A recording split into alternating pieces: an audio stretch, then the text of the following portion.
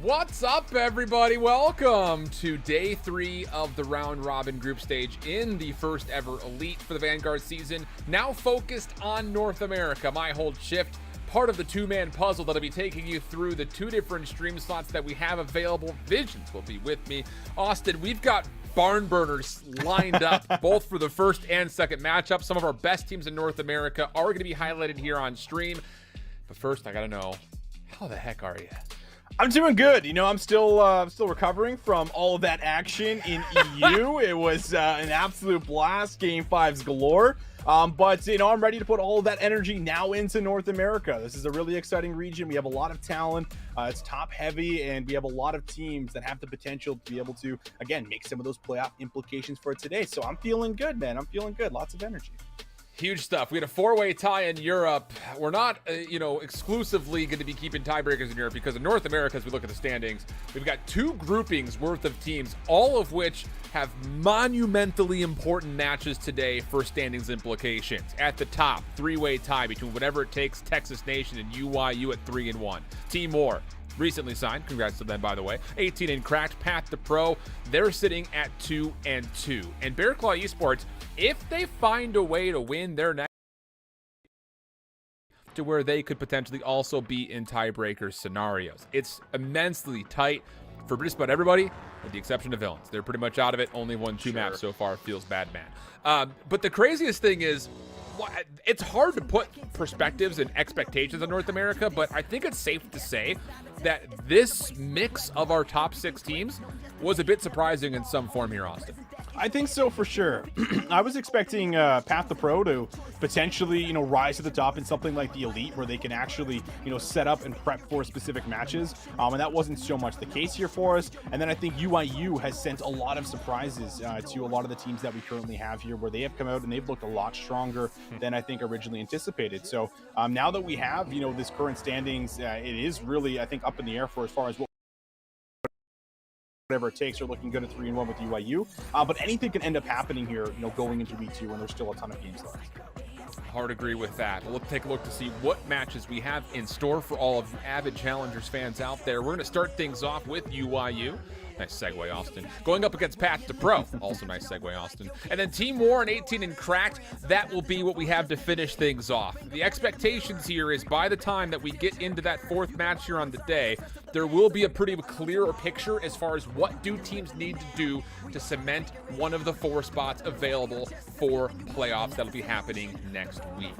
Really, from here on out, the only thing that we know for sure is you've got to find a way just to win. Win and control your destiny. That's really all you could ask for. But let's get to know our first team of UIU. You had mentioned it. A bit of a surprise here as far as how well they have done, especially considering the fact that one of their best players comes out of Johnny. First year competing in the Challenger scene, first Elite stage. He's holding a 1.4 KD in Search and Destroy.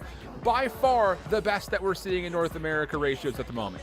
Yeah, how about that? It's almost like a couple players from the S&D scene that come out are gems and are pretty good. I don't know, I might have said a couple things about that over the years in Challengers, but you can see, you can definitely see that Johnny has stepped up to the plate. I mean, 1.44 S&D, like that's where he is certainly going to be in his element and where he's probably going to find the most success.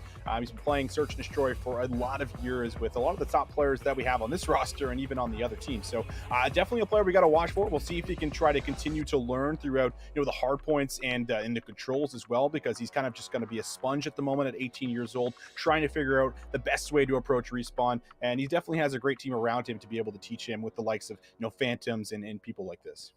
Indeed the case. Taking a look, though, at their adversaries and opponents in this matchup, it's Path to Pro, 3 out of 4 of which are your reigning champs from the Cold War year. Currently tied in that 4th place position. And Mohawk, who really came to light at the end of the year last year, really from the halfway point on, he was unbelievable. But the thing about this is a team that barely got through Villains in their opening stage, and they still have suffered losses to Texas Nation and 18 and cracked, which is why they find themselves in that tie for 4th. Yeah, this is a really interesting spot to be in, and I don't think it's, you know, you have to like raise concerns for this roster by any means just yet. But I would definitely say it's puzzling at the moment to not see, you know, Mohawk, Spark, and ProLoot find the success that they did last year. And something I definitely hit on last week that I want to re-hit today is the fact that, listen, Yeez is in for Saints. Saints is taking a mental break, and I don't think, you know, the community appreciated enough of what Saints brought to the team as an individual player that has, you know, just been in the Call of Duty scene for such a long time. And it's a lot to ask for Yeez to come in and fulfill those shoes, as much as he is a very talented player, has the mechanics, has the S&D knowledge as well. You know, just trying to fulfill someone that has just been in the scene for the last 11 years playing Call of Duty at the highest level. It's never going to be an easy task, and I think they definitely are struggling because of it. Yeah, I think that there is something to be said about it. You know, for Yeez, not to sit there and, you know, take anything away from him. He's a very capable player. He's showcased that across the cups, the qualifiers. But in the elite stage, it's not just one player that's kind of causing some of the headaches for Path to Pro. One of the things that we were noticing that you have one player who pops off in one mode, but suffers tremendously in a different. So the individual consistency has been a bit of miss for this team and needs to be the first point of progress when it comes to getting into this top 4 if you're Path to Pro, and I think both of our eyes. Yeah, it needs to happen coming into, you know, this week. We need to see consistency through every single game mode, because last year they had consistency through every single game mode. Yeah. Sure, their big point was S&D with a lot of these guys that we have, but you could always count on them to go big in the hard points. You could always rely on Spar to, you know, have maybe these slow starts, but, you know, bring it back going into the second half of the game. And we've just been lacking a lot of that through every single one here so far. Well, let's take a look to see what this best of 5 map layout will look like. A lot of considerations, because for as good as of UIU's record is, they've been mysteriously bad at Hardpoint. Like, curiously bad at Hardpoint. It's really strange to see it. Tons of question marks over the 2-5 record that they hold, but currently they're one of the best teams in Search and Destroy. So we've got Gavudu, Berlin, Tuscan as our guaranteed first 3. I think at this moment we're looking at Gavudu with not a lot to look off of, but maybe something to be said about how UIU plays this map on control that could lead to favor for them playing it in Hardpoint. I think that is a fair take, because we talk about a lot of just both of these teams going head to head, and how I think a lot of these game modes could shape up to be, you know, really fun ones for us. But you talk about the control being, I think, a really big one here for us, where both teams are opting into Tuscan, but neither one of them are necessarily dominant on it. And then we just haven't really seen anything coming through for a lot of the respawns here. So to kick us off on a map like Gavudu should be, you know, a look at someone like Mohawk, someone like Spart, who's going to be able to come out here and potentially, you know, really set the tone here for us going up against the likes of someone like Phantoms here and Scrap on the other side of things. Now, on top of this all, the big frame up in this matchup, Alan, is when we go back to the beginning of Cold War, you know, Mohawk was struggling to get into those elites. It was like the first 2 or 3 elites that he was unable to really get into. And guess who he was teaming with? That was back when he was playing with Scrap, and they were unable to qualify. I remember some map 5s multiple times where they were a map away from being able to get in. They could never do it. They ended up going their separate ways. Scrap did not have a good end to the year. Mohawk obviously did on this roster, where they went on to win Challenger Finals. And now Scrap actually has a great foundation around him with a lot of these big names. And it feels like they're actually sticking together. They're putting in the work. They're gaining this chemistry. And, you know, this is going to be a big grudge match for not only, you know, Scrap and Mohawk, but just this team as a whole, because they clash so well in the S&Ds. There are so many S&D stars in this lobby that I think is going to make for some really fun search and destroys, as if we end up seeing, you know, the distance in map number 5, but at the very least we'll see it in map 2. Yeah, I really hope that that is the case, at least for map number 2, like you mentioned, because I think both of us have been feeling from Path to Pro's perspective that they should be doing better in Search and Destroy than their statistics currently are leaning towards. And maybe that's part of the reason that they find themselves at 2-2, that the Search and Destroy has been a bit of a miss for them. You got to find recovery there, because it was by far one of their best game modes last year playing with Saints, and you feel like it should continue to be one of their best modes this year, considering that you've got Yeez in the mix, who is a very capable Search and Destroy player in his own right. So it has been a bit strange, I think, just to see them not fulfilling the moniker of best Search and Destroy team in North America. And the interesting thing is, on the other side, currently, based on the elite standings and elite statistics, UIU is that top tier S&D squad. So, that in mind, I'm really interested, I think, just to see a couple of different things, just to really knock this out of the park. First and foremost, has Pat the Pro improved in Search and Destroy? You feel like you have to, right? Like, it needs to be better at least if you want to get through UYU and set yourself up in what is going to feel like a must-win matchup. You don't want to go down 2-3 with 2 matches to play. It puts you in, at best, you think, tiebreaker situations.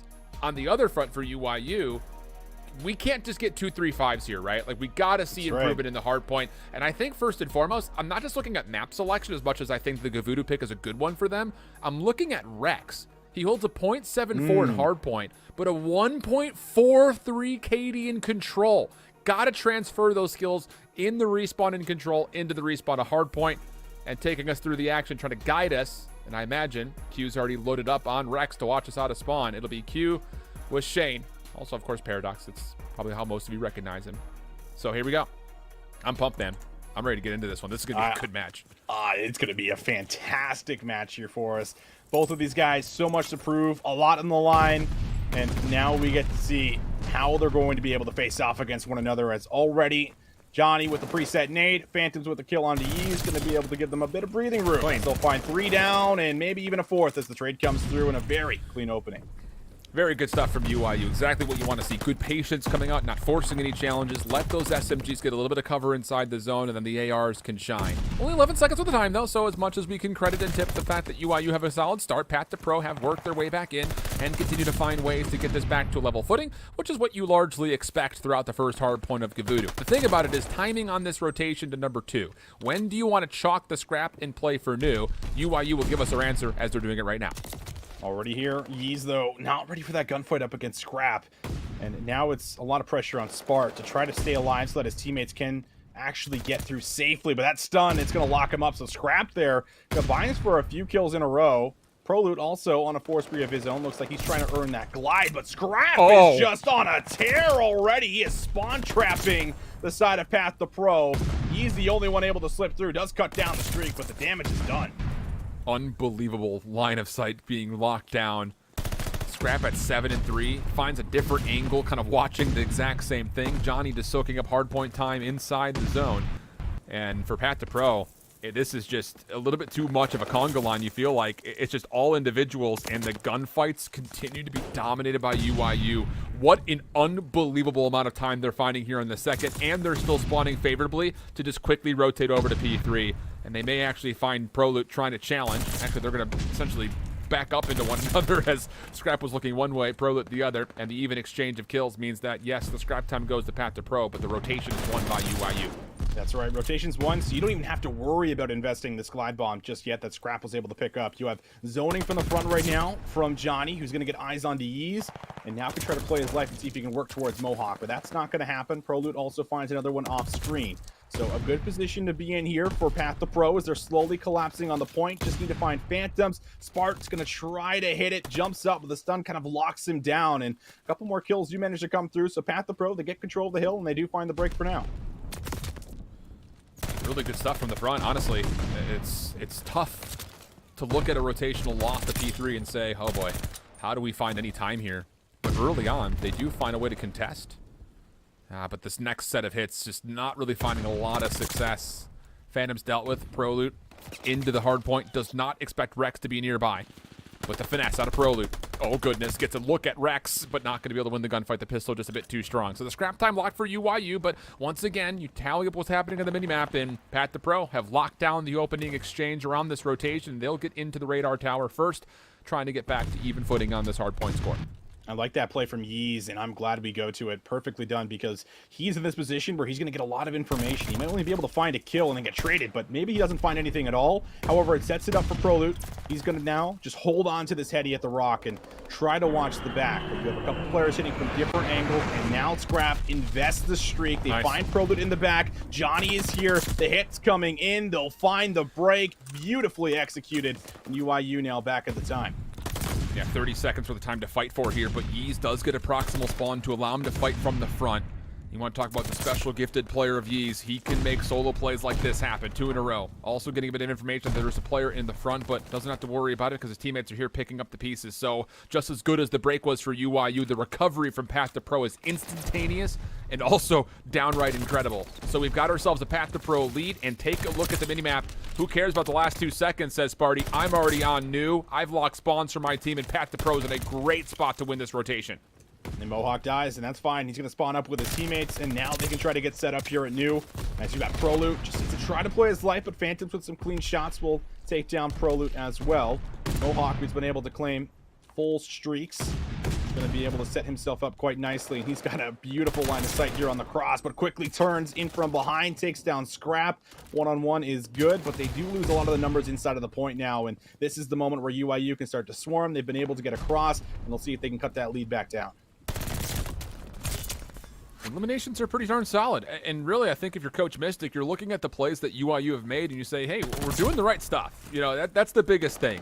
You've been able to break onto P4, here as well onto the 5th, and you're getting some pretty solid time here. So a really good recovery for UIU largely, even after their first 2 hard points were so darn successful for them. And now that just means, hey, just rinse, wash, repeat. Let's just do the exact same thing that we did the first time we were here. Obviously, different occurrence of what this battle will look like over the first kill, now that we're not in a 50-50 off-the-rip setup. But, hey, keep playing those same timings and those same setups as you get from P1 to P2, and you should be good to go. This comes down to, can you actually get Yeez out of the hard point to get this first step going? 45 seconds here for Yeez, soaking it up. Spark's been doing a lot of that dirty work as well. But here comes the setup. Dylan just gonna wait, lays down prone, finds that kill. Now a couple more players here for UIU to try to find the break. They gotta get through Proloot, and finally it's Johnny that's able to take him out. But Yeez, hot off the spawn, finds Scrap on the heady, looks for the second, goes to the beatdown, breaks the nose. Does he break a second? No, he doesn't. Phantoms gives him the same treatment right back. And now it's Proloot gonna try to fight for a 1v1 here for the remaining 15 seconds. Even just contesting it would be okay, especially as Proloot gets tagged up first. So just wrapping in and out and around. The rest of the gunfight starts to unfold on top of the LST ship. Pat the Pro here first with numbers, and they hold the favored side looking over towards 3. So UIU need a clean kill feed, and they need to start putting some pressure through this proverbial 50-yard line of the minimap. Kills are good. 4 down. Does this potentially lead to a chance to start pushing? Yes, it does. Dylan already able to clean things up. His hard. And even though Pat the Pro will spawn in, they're going to get pressured here just off of how far forward UIU members are. Even with the exchange coming through, look at UIU. They're more focused on this spawn flip more than the hard point itself. Yeah, if this was all because of Phantoms, he is just there to cut off the mid-cut if anyone decides to flood through, or at the very least, he can play for the spawns. But Mo could do the exact same thing, and he is in the back. We'll see what spawns end up coming through here for UIU. They flip back, so Mo has successfully been able to lock down this side of the map. Proloot with a couple of kills could really solidify it, but it's fine. The spawns are there, at least for now, but Mo is left all alone at the new rotation, and they're going to be able to deal with them here. So, yes, you're spawning in the back, but you are not set up for new just yet. Oh, and Johnny's revealed his position. That's so unfortunate. If he was maybe half a second faster, maybe you block some of those. But Phantom spawning all the way out. Keep UIU spawning at the distant location away from P3. Brilliant shots from Phantoms. 18 and 11. He thinks that's enough for the go call. And why not when you're beaming like that? A double on the way in. Yeez looking for help from Sparty, who's able to get there just in the nick of time to make sure the 6 HP is enough for Yeez to keep his life. Rex able to slide forward to contest, but that's all he'll do is just touch for a brief moment. And now off the regen, Yeez gets back to work as Proloot tries to cut mid-maps. And now UIU pressured not just to try to hit this hard point, but also they're being worked in this rotation to touch. Yeah, they really are. I mean, Spart, coming back through, just being the thorn in their side right now, where it's like, do we just try to contest the hill? Oh, Spart almost with the turn on. Or do we just try to hold the flat gun? And it looks like they are going to have a couple players positioned to be able to kind of stop Pat the Pro from exiting off of the hill, but that's fine because they come out with about 40-45 seconds here off this point. They're now over that 200 point mark, specifically at 210, and this is going to put them in a really good position. They just need to find the break, and that's a great opening from Mo. Yeah, it is. They've already gotten rid of this top flak position, which is a lot of where the pressure starts to amount defensively to kind of set the forward line of scrimmage. Nice recovery from Johnny, though. Cleans up, too. And then the rest of the mid-map play shut down by Phantoms. You need a full 60. You need to finish off this 40 seconds here, you feel like, if you're UIU, or at least get into a position to, if you don't finish off this time, you get the rotation to 5. Technically speaking, you kind of need to do both. Strafing right, strafing run comes through, and no kills will be found with it. And on top of that, you've got Scrap locking down the back. Although, Pat the Pro will spawn in. UIU are very aware of this, though, and it's only 15 seconds of scrap time. So, with the win conditions built in for Pat the Pro, UIU have done enough to see another hard point, and they've got the setup for it. And a lot of this comes back to Johnny. I mean, he is 26-20 with a sub on Gavutu. Just take that in for a second right now. He has been so annoying around this position right here where Spart's already starting to search for him. Where is he? Johnny's taking down Proloot. He's taking shots off spawn here from Path to Pro, but the trade does eventually come in. And now a big battle in the back, but Spart finding it, taking down Phantoms, is going to call Johnny to try to recover, bounce back and see if they can deal with them. But while this happens, his teammates have been able to inch closer to the point. It's just Scrap. He's the only one here. He's got to find this gunfight, and he does it cleanly on the Proloot. Now it's just one more up top. Yee's starting to come forward. Pistol in hand, and Scrap gets the triple. 222 to 213. Spart on the flank. The only member for Path to Pro who can actually hit from this angle, so he defaults to playing closer, and he will get a bit of a break. Neither team can win here, and that's enough for UIU to say, all right, let's go hit a rotation and try to get into position around this P1. Oh, but look at the streak. While all this happened, Spart was on the spree, and he's going to cut off the rotation here. Should be good for a kill, but that's fine because Mohawk cleans up too. However, there's still two more players applying pressure, trying to move in. Mohawk for three. Almost goes to four, but Proloot gets the trade. 240 to 219. Contest needs to be here for UIU, but they're nowhere to be found. They're coming in one by one. One last push up the middle cut. Yeez is there. Yeez for two, and the last one falls as well. Path to Pro find the rotation and close out the Gavutu hardpoint. Oh my goodness. So many moments you can look at in this map and say that was the difference maker. Oh wait, no, that was the difference maker. Oh, and maybe that was the difference maker. So many back and forth moments between both of these two teams. And I go back to the comment that I made in the first rotation of hardpoints. For UIU, even though there were some moments where Path to Pro kind of beat you up on a couple of break attempts where you would have liked to have held, UIU are making the exact right calls. It just came down to a streak here or a special play there. Those things are going to happen. I think as far as how they were timingly trying to play the map, they did it the right way. But in the very end, you get that P5 set up and hold. It gets a little bit broken by Spart. You're a little bit short-sighted as the streak came in to get to P1. And then the gunfights on the point itself largely turn up because Mohawk pops off. Unbelievable first map. Biggest thing, UIU still it's troublesome for not just the day, but in specific this series.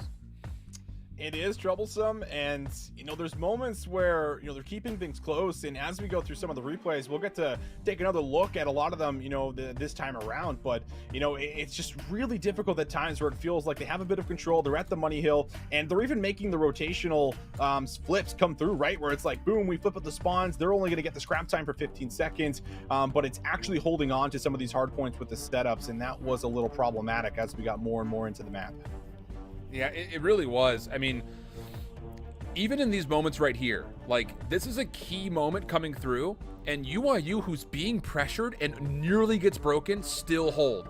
Copy paste and ditto right here. Scrap, the only member for UIU who could hold on to the hard point, and he plays his life perfectly. It's just a small difference in the the score going into this rotation, and the fact that, as you kind of called it, Mohawk had gotten 3 to stop the initial rotation for UIU, and then from there, only 2 angles that you could hit from. And unfortunately, Path to Pro already had guns up and waiting for UIU, but a tight affair nonetheless. And really, from top to bottom, the KDs, probably exactly what you want to see. I think just largely you got improvement from Rex. You've got another great performance out of Johnny. Phantoms went 26-19. Like, there really isn't a blemish anywhere on the scoreboard except for that top big part in the middle where it says 250 to 219 if you're UIU. Yeah, and Yeez and Spart, a lot of the objective work here in almost 2 minutes in the hill on Gavutu. It's not easy to sit there and soak up time. That does also come with a lot of trust in your teammates, slaying around you, allowing you to sit in the hill for so long. But definitely got to give kudos over to the two grabbing all of the hill time here for us, making sure they close out an important map here in this set, because the big thing that we had coming in here with the head-to-head is we just don't know which way the S&Ds are going to go. We might have an idea with maybe some of the hard points just based off of the records, but S&Ds, right, Alan, they're totally up in the air going in towards our next map. I mean, yeah, because kind of just to re-hit the point that we used to frame up this entire series in the first place, yes, UIU statistically after the first week is now the best team in North American Search and Destroy in this elite stage. That doesn't include any cup standings or anything like that because we don't get to know all the maps, but you feel like Path to Pro should be very rapidly improving in Search, just based on what they did last year and the fact that, yeah, you don't have Saints, but you have Yeez, should be good to go there. It had been a bit puzzling, I think, to see some of the results that we did from Path to Pro in their opening week in Search and Destroy. But you don't expect that will continue to plague them. So I think that goes back to the same point that we had from really minute number 1. You cannot just 2-3-5 this team, I think, if you're UIU. You can't bank on that. However, as we look over the map set, you take a look at Berlin in particular for map number 2, I think this is a map where UIU should be looking at this saying, ooh, we got to really make sure we're coming tight here, because they did have a 3-6 loss to Team War last week, and Path to Pro looked really good versus Villains on this map as well. So kind of a must-win for Path to Pro, or for UIU. But, again, there's not a lot of statistics for us to go off of to sit there and say, oh, this is going to be a guaranteed map win for them. That's exactly it. I mean, UIU statistically definitely look the strongest in S&D at the moment in the Elite.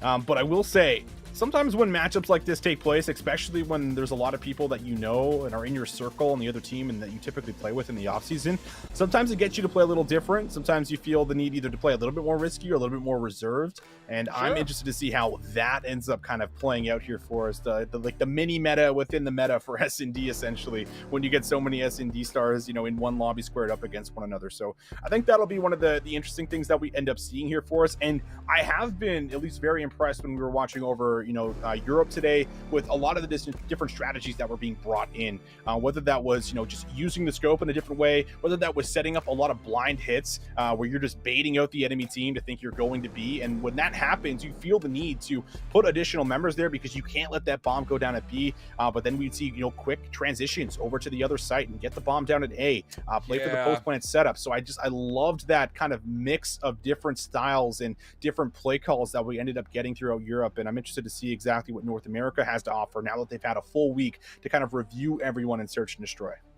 Yeah, that's the big thing, because as we had mentioned, we bring one broadcast out here, second stream has observers in all the other ones, so every team gets all of their full VODs of what they had already played. So yeah, exactly. There really is no excuse, right, for either of these two teams to come out and not be super polished compared to last week, at least in the Search and Destroy. But that said, you had like moments in the CDL where it's like, wow, Minnesota round 11 are going to purposely leave the bomb and spawn, and then you hear Attach say, yeah, we don't have any strats for Berlin Search and Destroy. You go, what? Because it looked pretty predetermined. So who knows how much. And if that is indeed the case, how much of that freestyle gets audibled by a player like Johnny, who's got so much experience in the Search and Destroy scene, in abbreviated Search and Destroys, 2v2s, things of that nature. Like, you have to know that he's got to be a pretty vocal player in those abbreviated moments deep into Search and Destroy rounds, because he's got so much experience doing it over the course of the last 2-3 years. I mean, he really does. Like, it's something that comes with it. I mean, I always touch on the S&D scene, but it's like the fact that these guys are coming up at like 13, 14, 15 years old and they're playing for like $1,000 matches on best of fives. Like, you have to also think about, like, how insane is that? I could not imagine being 14 years old and like sweating and shaking playing for $1,000, like that's insane. But like, you have all those reps in, so like all those reps mean something. I think even mean something, especially when you go to LAN. But when we're just talking about this series in general, it does play a massive factor. You've been in this situation so many times before, whenever the pressure starts to set in here for you. And I think Johnny is going to be one of those players that has been aggressive. From my experience watching him, he is very much willing to play, some of those entry kind of play styles and see if he can find the first blood. So we'll see exactly what comes in, and they will be attacking A right off the bat as Rex is going for a wall bang, but it's Yeez that's only able to come up with one. Scrap gets two. Yeah, the exchange is still good, especially with Scrap's double. But the thing about this is a 4-man hit. Oh, but Spart, I was about to say, he nearly doesn't finish off elimination. But as the bomb will be delayed from the plant, here comes the flank from Pro, kept honest by Phantoms. How astute is that for him to make sure he's avidly watching the flank? And now it's on to Spart for the 1v2. And they know where he is. Noise also probably going to come through. Both players outside the site. Shots were taken. Spartan rips Phantom's head off. And the bigger part here, he's able to reset the fight. He sees Scrap. He might have a read on him. Goes to the automaton, but Scrap rushes down. Finds the trade, but oh, what a good attempt there from Spart. It's a hell of an attempt. I mean, I think Spart is in the, in the rule of thought of, oh, I think he knows that I saw him, so he's not going to full push me. And I think that moment of hesitation is a difference maker, because he then realizes, well, maybe not. And you kind of go to play forward for it. And Scrap with the MP40 able to get that. So 3 in the round for Scrap. Spart kept it more than interesting, though, with that Beamer and the 1v2 initial gunfight. Scrap saw foot. Should be good information here. Yeah, okay. Oh, misses the shot. Thought he had it dead to rights, but now you understand if you're Rex that, uh-oh, I've got 2 players all over my bomb site, and I cannot challenge this right now. Let's see what he does. Patience. Yee's just outside the site, it looks like. One inside the site, so they can play for a trade. Stun comes through. It is going to connect, but Johnny in the back here. They have no idea he's been able to slip through. And it's not just him, but there's also a second. And now Scrap from the side with a pistol. Can't find more than one, but it's Johnny for 2 in the back. And now it's all to Ease in the site, but Rex finds 2 inside. And what a retake. 3 players still left alive as they're now on the defuse. It's 2 rounds back-to-back here where you think that it's gonna the gunfights are gonna favor the players on the flank. The first round, it doesn't work out because of how well bunkered up the plant was. Everyone was watching an angle on the backside. This time, Pat the Pro, they don't expect that there's going to be players watching that long flank. They think they've got a timing to get around the back and that the timing around the back is not fully going to be there. And they think they're safe to just watch over the top of the post plant, but that's not the case at all. Oh, so much information for Scrap here. Sees 2 players cross, but UIU, they still want to commit. A bit puzzling to say the least. Yeez is holding a corner. He'll be spammed out of his position and eventually dealt with as Mohawk really couldn't do much but run away. Yeah, Mohawk just got shrugged off the angle, but Spart can find a lot of value here. No one's watching it. Phantoms was trying to help through the front, see if they can get control of the site. And because of this, Spart's found an angle, and now based off the position, everyone's taking the front of the site here. Scrap with a sniper rifle, not in the most ideal position, and now caught in a 1v2. Goes to the pistol up close. Mohawk finessing, and he'll go to the pistol as well and show him that mine is in fact better. Somehow, some way, Pat the Pro, they get themselves around and they bounce back from that start. Yeah, somehow, some way, I think is the best way of framing that up, just due to the fact that it's been full floods almost throughout every single one of our rounds from the offense's POV. And honestly, the defense for either side has not really been in the greatest of positions to respond to it, but they're finding ways to get things back together. Like, it's those mid-round adjustments, little things and small, maybe kind of mildling 1v1s that you don't think are super important are leading to some major advantages. So Scrap's going to try the same angle again. Sees one of the cross. There's the second. And I think Spart has learned his lesson that Scrap could be holding this angle. He's going to stay down low this time and not try to mantle. At least not initially. Oh gosh. That's not good news. No, it's not. And Prolute is at least able to get one back. So you know that Scrap is sniping back here. But how are you going to deal with it? And it looks like the answer is just to get out of dodge, move away from the site. But Yeez, he's got an important gunfight here against Johnny. Gonna give him a little shoulder. They both see each other. That stun gonna come out. Gonna be traded back and forth. Still, everyone alive, but you're low on time if you're playing retake. The thing is, the backside play from Phantoms was well found. He gets Mohawk again, just completely unawares. Man, this has been such a strange search and destroy because it feels super one-dimensional in nature. And it feels like the defense, or depending on who, like where the one dimension's coming out, it should be easily read by the opponent, whoever that happens to be. Like this case, it's Pat the Pro. Like, you should know that if you're going to give up position around the bomb off the post plant, you've got to have somebody watching the flank, because that's the whole thing. You're reading information before your player in the warehouses have to actually look at the bomb itself to make sure it's not being diffused. And that's another round where Pat the Pro don't have anybody watching that long flank, and Phantoms this time is able to punish once again to make UIU's retake just a little bit too easy. And now for the round 5. Pat the Pro need an answer. Scrap still looking for those kills on the cross. Hasn't really been able to find too many of them. Love this call. But you do have one player inside the site right now, and now you got Johnny, who's been able to sneak all the way through in an excellent position to be able to disrupt the defense. I don't know how much of this is just him cognitively reading the fact that, hey, I got information on 2 players pushing through, and there's no way that the only sole defender at B is playing deep inside through lobby, so gets an angle to get into fire. A little bit of trouble from the players who are contesting onto the site itself, but it does not make a difference. Help is there. And UIU, this search and destroy, That is by far the most clinical round we've seen, and it's caused a major advantage, Ooh. but it is Yeez for a 1v3. He beams Phantoms, but gets caught in a timing, playing back through Mailroom, and UIU will build a significant lead here through the first half of this surge. I mean, this is what they're known for. They're known for their S&D. They've been putting in the practice, and it's just Johnny that gets through, right? Like, it's literally all on him, because once that happens, it is an incredible read. You are right. And once that happens, everyone has to turn to deal with them, because they're in a position where they're caught in between the defense. They need to deal with one end or the other, and it's easier to deal with just one player. But he plays his life. He buys a lot of time, and as soon as that happens, UIU are just intelligent enough to know, like, listen, let's just press. Let's move up. Let's help Johnny and play for this pinch. And they do so beautifully, finding multiple kills and putting Pat the Pro in another situation where they're in these 1v situations. But oh my, how about this offense? Rex is all the way through, getting very aggressive, but he is stun tagged. I don't know how he gets out of this one, and I don't think he does, but he almost found Pro Loop, but finally will go down.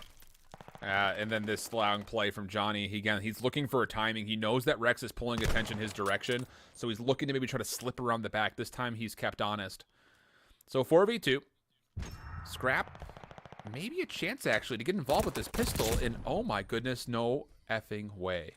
You cannot let this happen. You cannot let a 2v4 come through. The thing is, they don't have anyone to check the bomb. Like, Scrap could be on it. Phantom's trying to stop the rotation. Not going to be able to find the first kill. Spart hopping to keep his toes safe. And with 22 seconds, now it's on Scrap to have to close this out. Timing here into Spart should be pretty good, but unfortunately not the right weaponry for it. And that's just too close for comfort, man. It's pretty close. You can't let that happen if you're Pat the Pro. There is a world where they lose one gunfight and that round's gone. Yeah, that was definitely a scary moment where if Scrap even finds Spart there and then, has an opportunity to put it into a 1v1 where you have to check, that is just never a situation that you want to be in. So, Pat the Pro, they do at least get a second round. It was not as clean as I'm sure they were originally hoping, but they do in fact get it. And now, can they shut down UIU on the attack? Scrap is continuing to keep the sniper rifle out. He's not finding value with shots on the cross, but he's getting information. And Spart now is going to kind of do the exact same thing. Oh, Scrap with the quick scope is going to snap on Spart, who had a free kill lined up. And now Rex is going to drop the bomb. It just goes from bad to worse, doesn't it? It does. Rex off the plant. Scrap get to work. Why not? Prolut's on site. No one's really watching this bomb's being defused, but I think Prolut has missed his chance. Pushing forward, though. One elimination. This would now have to be a 1v3 and an ace. He gets the second. Time becoming a problem, and Johnny's watching the cross and the exit. But it's really funny, because if you really look at the defensive setup right there for Pat the Pro, you have a difference this time. They keep a player inside fire, watching both the cross towards B and the hit through fire because of what Johnny did last round. Like, the mind games have absolutely been tilting in favor of UIU. And then Scrap just two incredible shots just puts this one out of reach, you feel like. Unreal. I mean, I would love to get a replay on that first shot, because Spart had a free one, if not two, right? If Scrap misses that, I think he was shooting at Rex. So he probably gets a double if that shot doesn't connect. And maybe we're looking at 4-3 rather than 5-2, but not the case, at least not in this universe. And now Phantoms will find some shots, but Prolut and Mohawk, they've been able to open up a bit of this site. Scrap can't really lock down an angle, but could he find some heads? No. Spart gives him the challenge this time, gets revenge, and it's all up to one. Rex will get pushed out, and a much cleaner offensive round comes through for Pat the Pro. This should have been the offensive call from Pat the Pro like 3 rounds ago. Don't let UIU do whatever they want. Force them to have to respond to us. Let's get a little bit aggressive. Let's try to hit something off the rip. And, granted, they have made some sets over towards B doing the same thing, but, it's obviously been denied by Scrap largely because of the scope presence that he's had. But, like, if you're reading that he's watching that same angle from what? It was like round 3 where Spart just barely lived with his life. They did the same setup again and Scrap punished. Why not just take a quick hit over towards A? I like the call. It just comes a little bit late. So now you're forced to still have to win 3 more in a row to get this map too. And for UIU, they're already kind of in and around the A site. First blood for Johnny's good. May not be done yet either. Stun will push him back just a touch, but this bomb carrier of Rex has stayed alive and they clean everything up. Goodness gracious, UIU. Yeah, they're just a little different here in the S&Ds, as 6-3 is the score. They are able to tie us up 1-1 in the best of 5. Another look at Johnny with 10 kills. And hey, man, we said it coming in. Like, look for Johnny to be your entry man for UYU. Get behind enemy lines. Force the defensive side here for Path to Pro to play a little bit different after he's been able to sneak through. And, that changes up such a dynamic when you're trying to get some of your set strategies in play here for Path to Pro on defense. And you feel like, listen, we have to make these adjustments. We can't let this guy keep slipping through. And that usually lets up a bit of pressure on one side of the map or the other. So UYU taking full advantage of it. They look so dominant, and I mean, I don't think Scrap put the sniper away the entire S&D as well. I think he just kept it out, and I mean, I hope he keeps it out. Yeah, if it ain't broke, don't fix it. That much is 100% for sure. It's just, I think if you just take the macro of that map, that was a chess game that was won from UYU from move 1. Everything felt like Path to Pro was like, how do we deal with this? How do we deal with that? How do we deal with this other thing? And when they're considering 3 things that went wrong the round before, they miss on something new that starts to come together. So, man, we look over the replays, and I think that overall, it's just like a lack of initiative from Path to Pro that kind of puts them on the back foot. And to be fair, like, these first 3 rounds are just kind of sloppy search and destroy rounds from both sides. Like, it's just weirdness that starts to come through. A couple of post plant situations that are a little bit too bunkered, or flanks that find value when they should, and things like that. But once we got into round 5 and beyond, UYU just dominated the chess game without question from start to finish. Oh, did they ever? I mean, this final round, we don't even get to see it. It's like 3-on-3, and then I think 3 individual gunfights come through, or Rex gets 2, it looks like, and then Johnny wins that last one. So everyone stepping up, playing the role needed.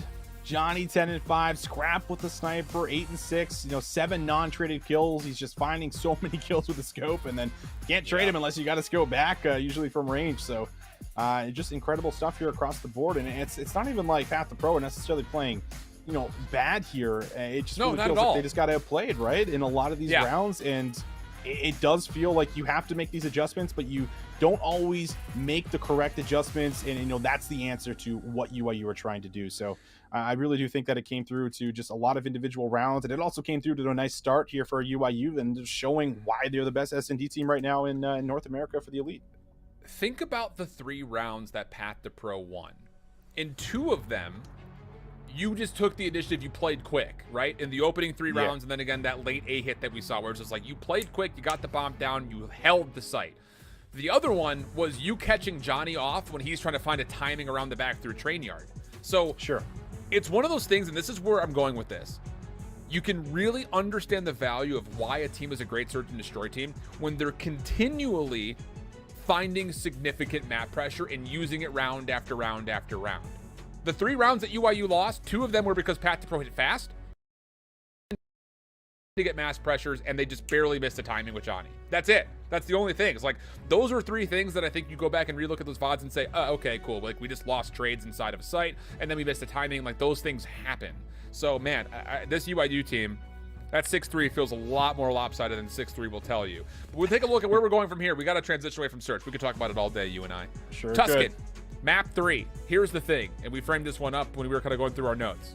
For UYU, you were 3-1 in control, and your 3 wins are 3-0 wins. However, all of that is on Gavudu.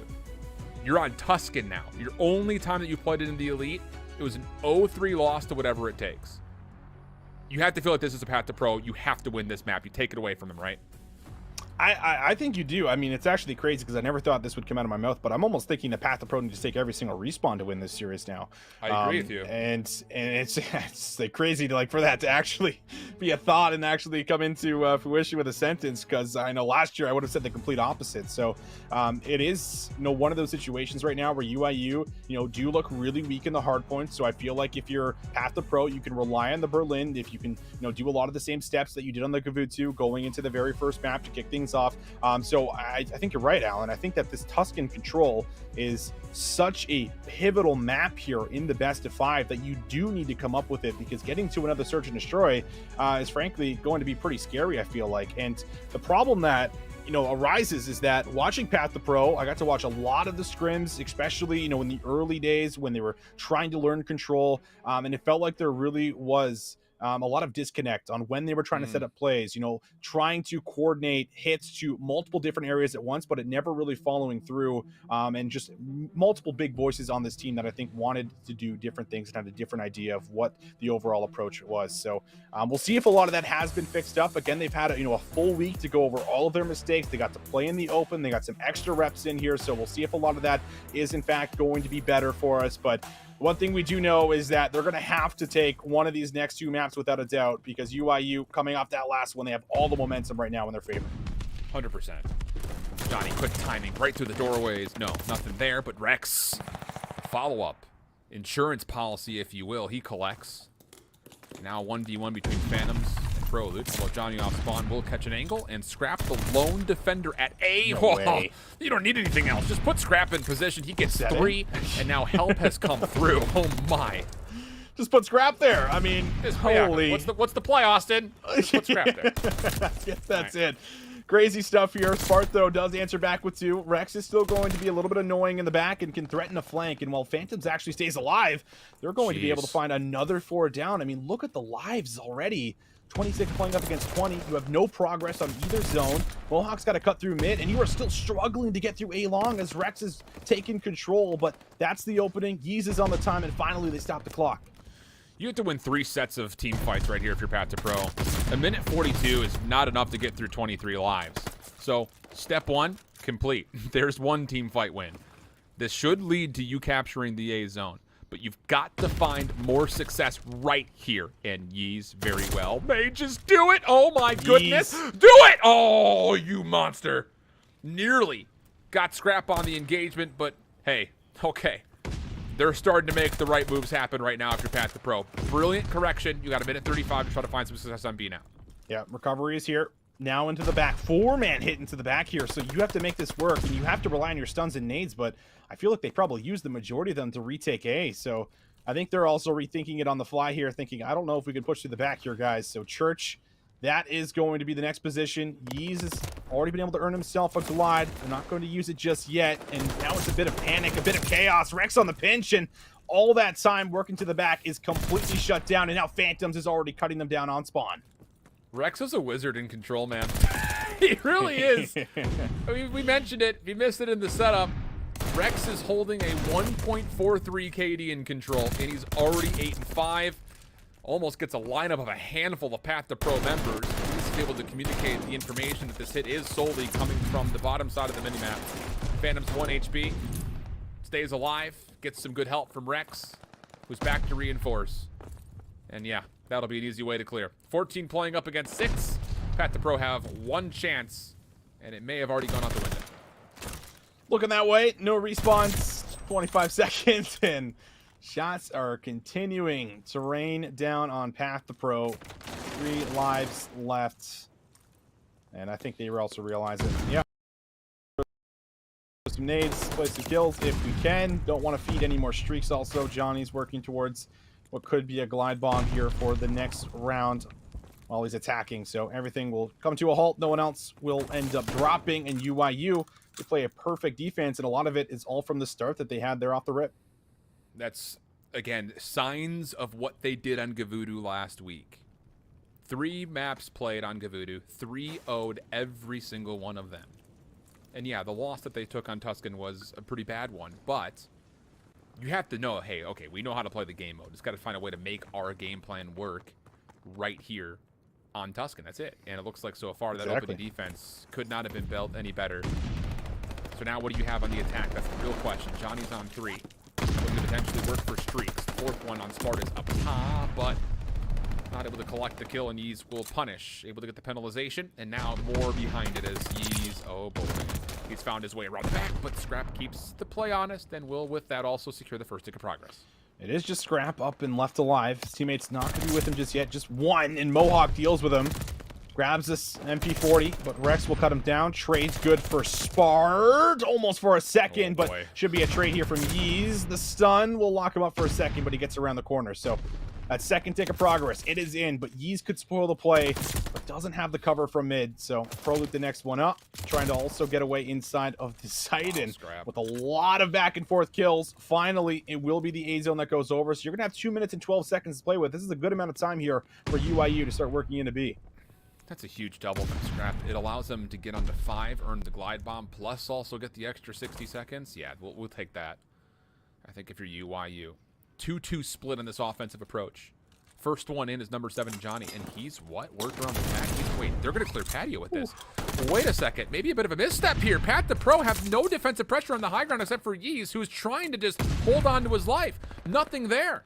Phantom's there for the trade. Now Johnny in the back with an automaton, and oh, he's going to do stuff like this. This has gone all wrong for Pat the Pro. On the flank is Proloot, and that might be the only linchpin of success to get this going, and just keep saying, oh no, just keep putting it on repeat. Break the record. Make a mixtape out of it. It's UIU for the first tick of progress and a clean kill feed as they continue to zone off spawns. Oh no, this is just a spawn trap and a half if we've ever seen one in Vanguard. I mean, this is how many consecutive kills. Mohawk finally breaks it. Jeez. Johnny's on 6. Whoa. Spart will get there for a double, and he does save the round, but you are down to 8 lives, and while all that was happening, you were on the zone stopping the clock. So you still have a minute 30 to start working into B. Scrap has double streaks. You can invest them if it comes down to it, but they might be able to brute force their way through. Yeez finds that first one. Yeez finds that second. So that does slow things down just a tad bit. You just got to be super efficient here if you're Path to Pro. And yeah, I think it's plays like this from Pro that you just got to get around and be weird. Go on a bit of a spree here, especially for Proloot, considering he's lose 4 and 10. He's going to re-wrap all the way around roofs. The timing of this, I don't think anybody from UIU would ever expect this, especially not Rex. So he gets a first kill. Mohawk another. Spart keeping the spawn safe. Hold on a second. 5v12. There's still plenty of time, but UIU are going to be scrambling to get back into position, and nobody knows where Proloot is anymore. He just has to stay next. I like this call. Call the glide bomb out. See if you can get a track on where exactly Proloot has gone, plus also secure yourself a couple of kills. Yeah, get a little UAV up there in the air for you. And now that's only going to come down to Mohawk and Proloot. They have to fight for the zone here, and Johnny wins that battle. It's up to Mo, but it's a 1v9, and you can just stack the zone here, so nothing gonna happen. Mo ends up dropping UIU, Allen. I mean, he just went on like 11 consecutive kills in the back there on control of all game modes. Dude, that is such a fluid attacking approach, and that little 2-2 split, 2 through church, 2 from the back. And it's the fact that Johnny cuts into sight, re-wraps patio, and goes, wait a second, where is everybody? So you know they're either on the flank, in church, or in spawn. It makes life super, super easy to manage on the offense. And I think that's just overall a cataclysmic mistake for Pat the Pro to not have a B setup when you know for a fact for like 30 seconds ago that you were going to lose the A zone. So now you've got to put together a little mini reverse sweep here in the control if you're Pat the Pro and you want to try to steal what is going to feel like a must-win map as we continue to mention. Well, this is a much better start. And it probably won't be the zone here, but Yeez could maybe do a little finessing. He's able to come up with 1. Tries to snap there for Scrap, but he'll hold his ground. He'll win the battle. Spart now wants to turn his attention over to the others. This could be an opportunity to try to get maybe a tick of progress, but instead they're going to make the call. They're going to wrap back to A, see if we can maybe clear out some of the members here in the middle of the map. But while this happens, Yeez is the only one that ends up surviving through it all. And now he is separated from his team, who has to start winning some individual gunfights, but that will be a kill in the back. Now he can threaten the B zone. This is a great idea here from the side of Pat the Pro. Strafing run to be called. That'll keep the last tick of progress at A safe. And once again, all rests on the Yeez's shoulder to keep the offensive attempt alive. Denied. 19 playing 22. And UIU still with streaks. We'll use these to make sure they're not spawn. Nobody from Pat the Pro can start getting significant time here on A. It also gives time for Rex to get around the back for this long flank. He doesn't even need to get here, honestly. Sure, the last kill's fine, but his teammates probably would have done it anyways for him. So now he's zoning off and trying to get kills inside of spawn. The third tick of progress is being depleted by Scrap. And now you've even got Johnny on the flank! Johnny! Nearly Johnny on the spot for that 3-piece, but turned aside. Trade still come through, and yeah, we're in dire straits here for Pat the Pro. We sure are. I mean, even if they get the zone, like, look at the lives again, where we're using so many to get out onto the map, and Johnny is just taking over. He is the 18-year-old monster shooting bodies Had a lot of his friends here in the S&D scene that he's been playing with for years, showing us that he can take over. He has what it takes, and he is here to play the Respawn game modes. UYU 3-0, convincing the whole way through. Johnny might be the best player in North America right now. I mean, that's just stupid, bro. He's 24-15 with nearly 3,000 damage in 3 rounds of control. He almost found 10 kills per round. What? I'll just leave it I there. don't have anything to say. I can't. It's attached to this arm, dude. I can't drop the mic. Damn it. It's going to break my whole desk if I do that. That is unbelievable, dude. He is something else, man. He really is. And now all of a sudden, you kind of look at Pat the Pro and say, we got to win Map 4, Map 5 against what has definitively been the best search and destroy team in North America at the moment. Yeah, I mean, you just got to take that S&D and just put it out of your mind, right? Like right now, it's like, well, we'll worry about it if we get there. Hopefully we do, because again, we know UIU hasn't been strong in Hardpoint. This is their biggest weakness, which, you know, something at least that you can rely on. But before we get into that, we got to take a look at what was the Johnny highlight reel, essentially, with, you know, a couple other plays here and there, but definitely a lot of big moments that took place. And I mean, this was just beautifully done, and I just want to keep coming back to UIU. Just utilized the clock so extremely well, whether they were like attacking or defending, Alan. And on top of that, they were always outslaying. Like, I don't think there was a point through any of these rounds where they did not have a life lead. No, I think you're 100% correct. Every off-the-rip gunfight turned in favor of UIU. And it's just moments where you get these convincing kill feeds that it's just like, you feel like you're past the pro, you're just running into a wall, bro. Like, there's literally nothing it feels like you can do. I mean, look at the KDs. Spart 11-20, Prolute 9-17. He was like 3-15 at one point in time or something or other. And Mohawk went 12-22. And then you got Johnny, who went 24-15. Like, almost 3 players at 2.0 KDs plus in control in 3 rounds. That's against Pat unbelievable. Against Pat the Pro. I don't have words, dude. I am never this lost for words. It's hard to form them because it's just so shell-shocking, because it's against this team. It's against our Cold War North American Challenger champions. Sure, Yeez is in here, you know, for Saints, but still 3 out of 4 players that were in the conversation for being brought up to the Pro League. Yeah. And hell, Spart was brought up to the Pro League. Mohawk was in conversation but didn't have a visa. Yeez is, of course, on the Mutineers. So, like, these guys are in the CDL. Half of the team is. Mohawk was, you know, had offers and things like this as well. So it's such an interesting, you know, point of view now when we look at it at the beginning of Vanguard, where we're still very early in. It is just stage 1. But stage 1, you can make or break your name. And right now, UIU, all of these players are showing up and they're making their name here in Vanguard. And they're doing it in incredible fashion. So, I mean, it's just so incredible. And again, it comes back to the fact that this is against the Challenger champs from last year, Alan. So it's so surprising. It is very surprising. I'm going to have a bold hot take right now. Let me hear it. I like your hot takes. Do you? Man, sometimes. You're cute. If Johnny and UYU can show us just more high-level proficiency in Hardpoint, Johnny gets an offer to be on a CDL team after stage 1. I like that. After stage 1? After stage 1. In the CDL after stage 1. If UIU can get to grand finals in this stage and just do better in Hardpoint, and Johnny can show off what he just did in Control, he gets an offer after stage 1.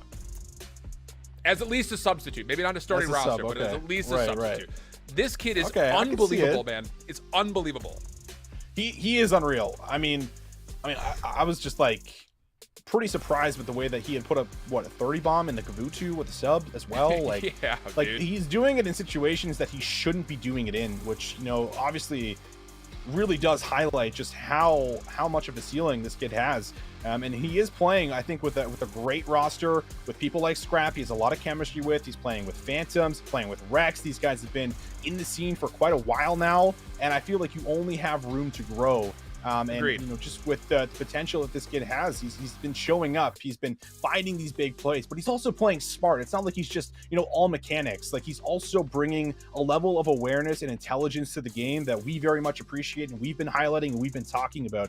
And because of that, that's what makes him, I think, a really valued player at the moment here. So, I mean, if he does continue to get it together in Hardpoint, which didn't even come off of a bad Hardpoint in the map number 1, No. I mean, they might find themselves in a position where they might be losing one of their members here for UIU, and maybe you're right. Maybe there is an offer that ends up coming through, because he has been phenomenal, man. Here's, again, big shouts to Easy Mac on this statistic. He holds a 181 to 182 kill death margin in Hardpoint. That is significantly more kills than the next highest person on his team, which is Scrappy. And that's like his ratio. He's finding 2.6 kills per minute, which is by far in the top 5% of what we're seeing out of the North American Elite right now. So even with UIU going 2-5 in Hardpoint, he's still getting so many participation kills that are leading to not just kills, but he's also significantly soaked up the most Hardpoint time for this UIU team. He really is doing it all. But we got to get Pat the Pro back in this game. Let's not just have the Johnny show here. And Pat the Pro have done well to make us force that conversation, as they've looked good in this first hill. That's right. Still 2-1 in the series. A chance to be able to get us to a map 5, and 21 points here on the first rotation will at least be decent, but they are in a pretty interesting spot. Are they going to fight for the scrap time, or some of the players going to start to rotate? It looks like the call was to initially hit through, but they're denied that opportunity. Phantoms and Scrap is going to shut them down. So now we turn our attention over to the rotation, and Rex is already here, putting bullets in some of the members on their way. I love this call from Rex too. Try to play outside this dock area. It keeps the pressure away from the hill itself, so your teammates that are spawning bottom side of the map can get there freely. And you get a good read as far as where exactly are Path to Pro coming from. But you've got to make good on that information. Prolute, side staircase. Somehow still alive. Nearly gets a couple of shots off onto Rex. He's searching for the trade, but denied by Phantoms, and UIU will have some significant time here as they grow their lead. Breaking right in. UIU in control. Spark from the side tries to get a little angle there through the window, and Phantoms will be able to find and connect, but Yee's next one up. Chance to be able to break in. 24 seconds to fight for. Still plenty of Path to Pro members. They are absolutely hitting this for the scrap time, and it's time you feel like they might need, and then try to push through after you've been able to claim it. And that's exactly what they'll do, but Phantoms already ahead of the play, able to at least find himself one as everyone starts the rotation to the money hill. Good lockdown position here from Scrap. Your whole job is to keep this main street safe. You've got Rex watching your mid-cross. You've also got number 4 and Phantoms kind of doing the same thing. Johnny can just sit inside of the hill and watch this play through the first hard point, which, wouldn't you know it, that's where a lot of this play is coming from. This is perfect zone ability from UIU. So now you know for Johnny, the next hit's going to be right in front of your face likely, as these spawns continue to be pretty much predictable at the point. Path to Pro stacking. Here come all the nades. Phantoms. Bottom side fire. Able to find the first elimination, and no one's even shot at Johnny yet. They haven't even contested the hard point. He's just sitting here soaking up free hard point time. He is. He's just getting all this time. Rex is just putting on pressure. He's getting information. They're coming through fire. Perfect. Scrap is now the next one up, and he's going to come behind and maybe come away with 1, 2, 3 kills. Let's see. There's the first one. Ready for the second, but his teammates have lost some of the battles inside of the hard point. But at the end of the day, it's only for about 15 seconds here. You've come out with the majority of it, and Scrap might not even give it to you. There is 6 in a row. There's the streaks. There's the scrap time. And now a rotation over to P4. Good grief, dudes. 12 and 3. 6 in a row. And now the glide bomb to put some pressure onto this hard point, keeping them off and finding eliminations. It's another 3-man feed. Spawns should flip here. Although, actually, with how UIU are coming across the map, Path to Pro do spawn in the back of the hard point. So maybe a bit of a miscue here from Scrap on the route that he took. Didn't really give Path to Pro anywhere to spawn but in the hard point. So a decent correction here for Path to Pro. A little bit blessed off of the routes that were taken by UIU, but they're still being challenged on this hold. 30 seconds to fight for. Johnny on the way in. Good help from afar. But the trade still at least only mitigate time. Not a lot of significant pressure, enough at least for Path to Pro to be feeling that they're get pushed fully out. Yeah, they're actually trapped in the back now and have to battle out of these gunfights before they can get into train station and get back into P5. He's finds some toes, and we'll be able to kind of inch them closer to that first step that I just mentioned. But Mohawk's got to get through Rex. Got to see a glimpse of his head. There's the challenge. He'll win the battle. So they do manage to get themselves out of the spawn. They'll be down by about 45 points here going into P5. So by no means are they out of this game. But this is where you expect them to hopefully start turning things around if we're going to see a map number 5. Collecting the favorite spawns for what's to come in 45 seconds are Path to Pro. But not a lot of positioning in your key high ground spots around this 5th hard point. He's nicely found. Massive double for him, but oh boy, once again, UIU will get blessed with a bit of an aggressive route, and they will flip the spawns right back. And this is coming at the cost of essentially no hard point time lost, by the way. It's just, man, that one's going to hurt for Pat the Pro. You feel like you're doing everything right. And, well, the blessings that you had on the 4th hard point have now turned against you on the 5th. Nope. Maybe get the remaining 10 seconds here. Maybe not even that. A lot of that hill goes neutral and goes to game clock. Play for it. And now we'll see them move over to P1. Spart's here. He's actually been able to come right through the side, but a player's going to be pinching from down low secret. Rex now will be able to get one. Tries to snap for the second. ProLoot shuts it down. So this is looking good, at least so far here for Path to Pro. Finding 3 players. Mohawk getting 2. Scrap's the last one left alive, but his teammates close on the respawn, and they can look to reinforce. And now Johnny might be able to find a pinch play. You have to deny this if you're Spart. Good shots coming through. You still got Yeez who's finessing inside the hard point as well. Damage coming through. Phantom's in a little bit of trouble. 8 HP in a dream, and Yeez will just play the patient game. Really good stuff from Path to Pro here from the front. Exactly what they need to keep this game tight. Can you find a way to win this last 20 seconds?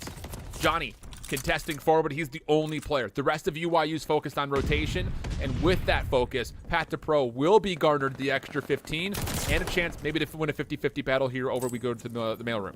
Yeah, we go to mail. ProLoot's here, in position. Doesn't have a lot of assistance just yet. Mohawk's getting with him to try and reinforce the hold. But you're getting all of your teammates exiting off of the last point. And now a lot of patience on who's going to make that first move. But Spart does get cut down. Doesn't earn the glide bomb there on the 4 spree. 2 players dropping now for Path to Pro. ProLoot able to get 2 back. And that might have just been one of the big moments here in the mailroom to try to lock down some time. 4 players are going to drop, and a lot of that comes through for ProLoot playing his life. Big route right now from number 7, Yeez, but Johnny had similar ideas in mind. Trying to work this play through fire.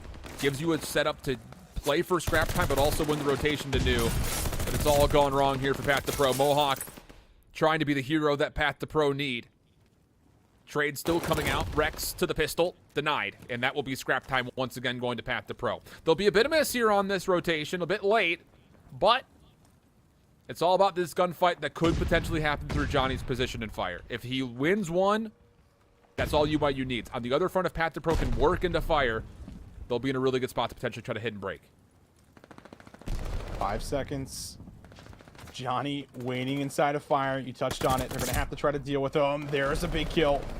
And Phantoms has been able to find 2 off screen. Johnny reads the player up top. So everyone getting a couple of kills here between Phantoms and Johnny. Rex picks it right back up and is able to come away with 1. So the pressure so far in fire has been good. But Path to Pro, they get a little bit closer to the point. This is their way in. But Scrap is waiting for 1. Scrap is waiting for 2. Mohawk finds the one-on-one battle, but while all these kills come through, guess who's getting the time? It's UIU with the close spawn. 20 seconds left. Path to Pro feel the need to put some pressure on it, and they will be able to move in and at least fight for the remaining 20 seconds. But rotation, UIU, they're already on it. That's fine, though. Path to Pro needed to get this contest coming through. We're getting to the late stages of this hard point, and you cannot go down nearly 200 to 140. It's just not feeling achievable considering with hard points we have coming up immediately. So, yes, you're late, and yes, you're going to have to give away some time here to UIU. But all it takes is good focus in the middle of the map, set yourself up, and then just hopefully the nade spam will be enough to get them off the point. Johnny in the corner. What? Looking for more. No. Yeez turns him aside. Phantom's playing the very common contest spot. Rex trying to float around through the train station. Yes, kills are decent. Oh my goodness, Rex on 5. Earns himself a glide bomb. Reinforcements for UIU spawn in and refill in the gaps that were previously left around the hard point, and the kills continue to funnel in for the team in red.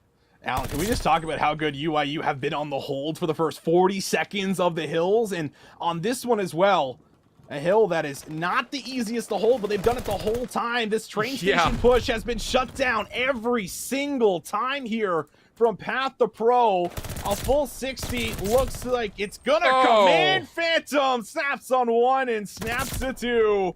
And Rex is already ahead of the play. They have to go searching for him before they can even step foot inside of the hard point. Kid, this is more like it if you're a UIU fan. It's just chaos now. You've got such a leader's advantage. You know, there's no more, like, it's a steal sign. It's the green light from the third base coach. Just go do whatever you want. Have your way with it. Put this one out of reach. Back towards the hard point. Rex on 3, turned aside. An opportunity for Pat the Pro to continue to win some pressure here in the middle of the map. But the problem is you can only give away, 5 seconds before you lose.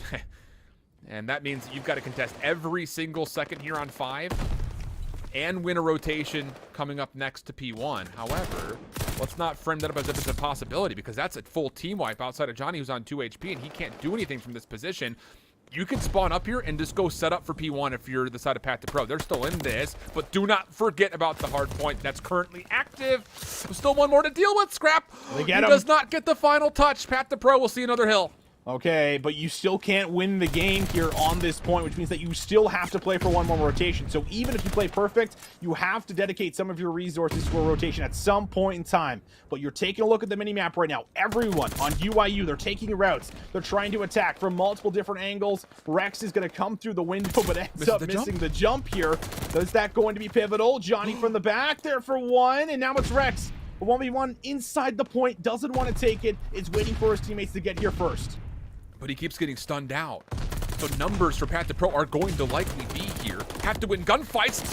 No, Dylan cannot finish off the final, and Johnny cannot put it across the full finish line. Phantoms now from the opposite angle. Prolude in the corner. Gets a read on him, but Prolude denies. 215, 249. UIU have 2 win conditions. Either play for this time or just put a pinky toe on the next one. But can they win the gunfights needed? 3 seconds remaining. One more 1v1 for the old time, and that will be Rex who takes it away. UIU will deny another rotation. It got a little bit too close for comfort at times, but UIU do what is required, take a hard point, and win the series 3-1. Yeah, we don't even need a second search and destroy. UIU, they get one of their few hardpoint wins throughout this entire elite. I think this will be their 3rd one that they claim. And, well, everyone, again, stepping up, going big. The hardpoint time, absolutely on point there. For some of the members like Johnny and Phantoms, just doing an excellent job of getting 2 minutes in the hill. And on top of that, you got Scrap. He's going rogue. He's just slaying out. Rex also just playing this roaming SMG role throughout that map. Was very difficult to deal with. And they have taken down Pat the Pro 3-1 here, Alan. And Pat the Pro are now negative of all score lines. Not something I expected. 2 and 3 in the standings. We'd look back over how this one had fared, and I go back to the points as we watch these replays from Johnny's point of view. You know, when it comes to an objective SMG player, he's doing everything you want him to do.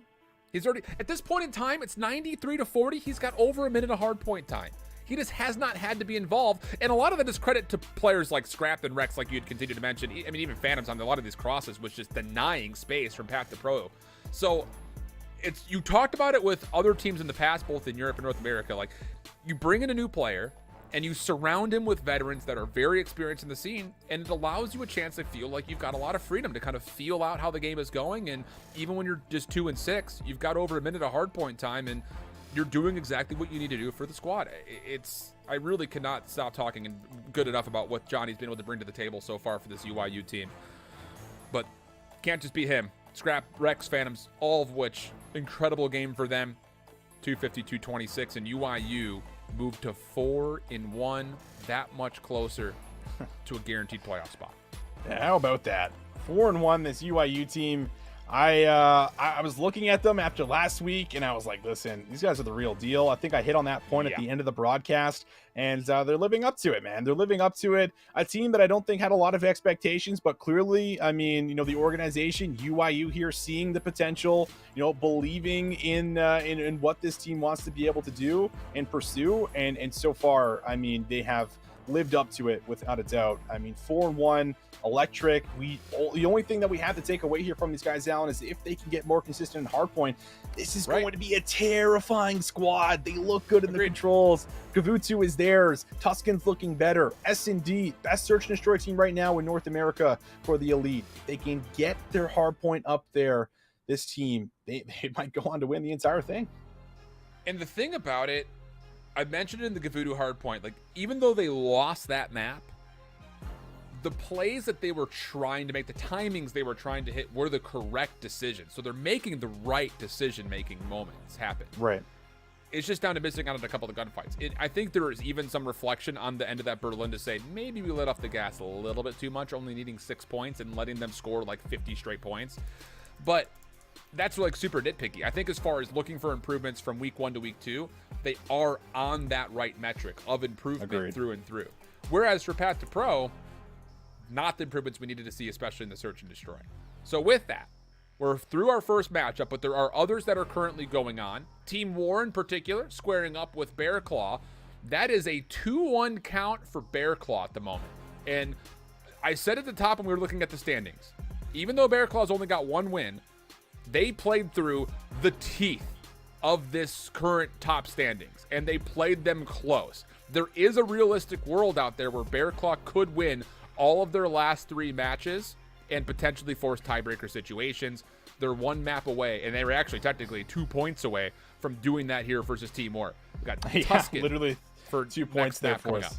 That's right. Yeah, Tuscan coming up here next. And this was a team that I actually, had hit on coming into the Elite when we were taking a look at all the teams in North America. I was like, listen, Bear Claw, they could actually do some damage. I mean, they took out a lot of the top seeds through the qualifier. We were talking about how they were pulling off upsets. They were looking really good, but they haven't been able to find at least that same potential so far in the Elite. But it's not to say that they can't find it, because they still have an opportunity here. And I mean, the fact that they're 2-1 up over a team like Team War, who is also a squad that has plenty of chemistry, has been playing together for a very long time, and like you said, already off to a decent start here in the Elite, have an opportunity to be able to take these guys down. I feel like that could do wonders. That could really ignite the entire 3 wins in a row, see if we can still challenge a playoff spot, because you can never really count out, Coach Moach, as we've been saying it, man. This guy will always find a way to be able to, 1, get into the Elite, and sometimes 2, contest the playoff spots and knock out some of the teams that have been, grinding for it. So, with this Bear Claw roster here, Alan, there's an opportunity to be able to do it. And I feel like you probably want to get it done in the Tuscan and see if you can bring a lot of that flair that you did in the Bocage Hardpoint. I think that's a very solid point. Kind of looking at our stats sheets that we have, Bear Claw does have a couple of great instances going back to last week where they played Tuscan Hardpoint. They're 1-2 on the map, but their losses were pretty narrow, and they reversed Path to Pro and Texas Nation those losses. Right. Desert Siege, though, map 5, throws a lot of question marks for both teams, because the 3 times that both of them combined have played the map, neither team has looked good on the map yet. So this, I think, really does kind of come down to Bear Claw being in a position to close out in 4.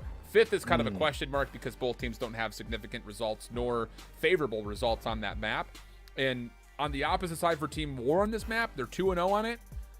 They barely beat Texas Nation, and they did kind of beat up UIU on this map. So take from that what you will. I think we're going to be in for a pretty solid one, kind of referencing the 248, 250 that we had in the Bocage that we saw. This one could potentially also be a really neck-and-neck battle. That's my guess. I mean, I feel like, 1, you never count out Team War. You never count out Gravity and Co. when these guys are down.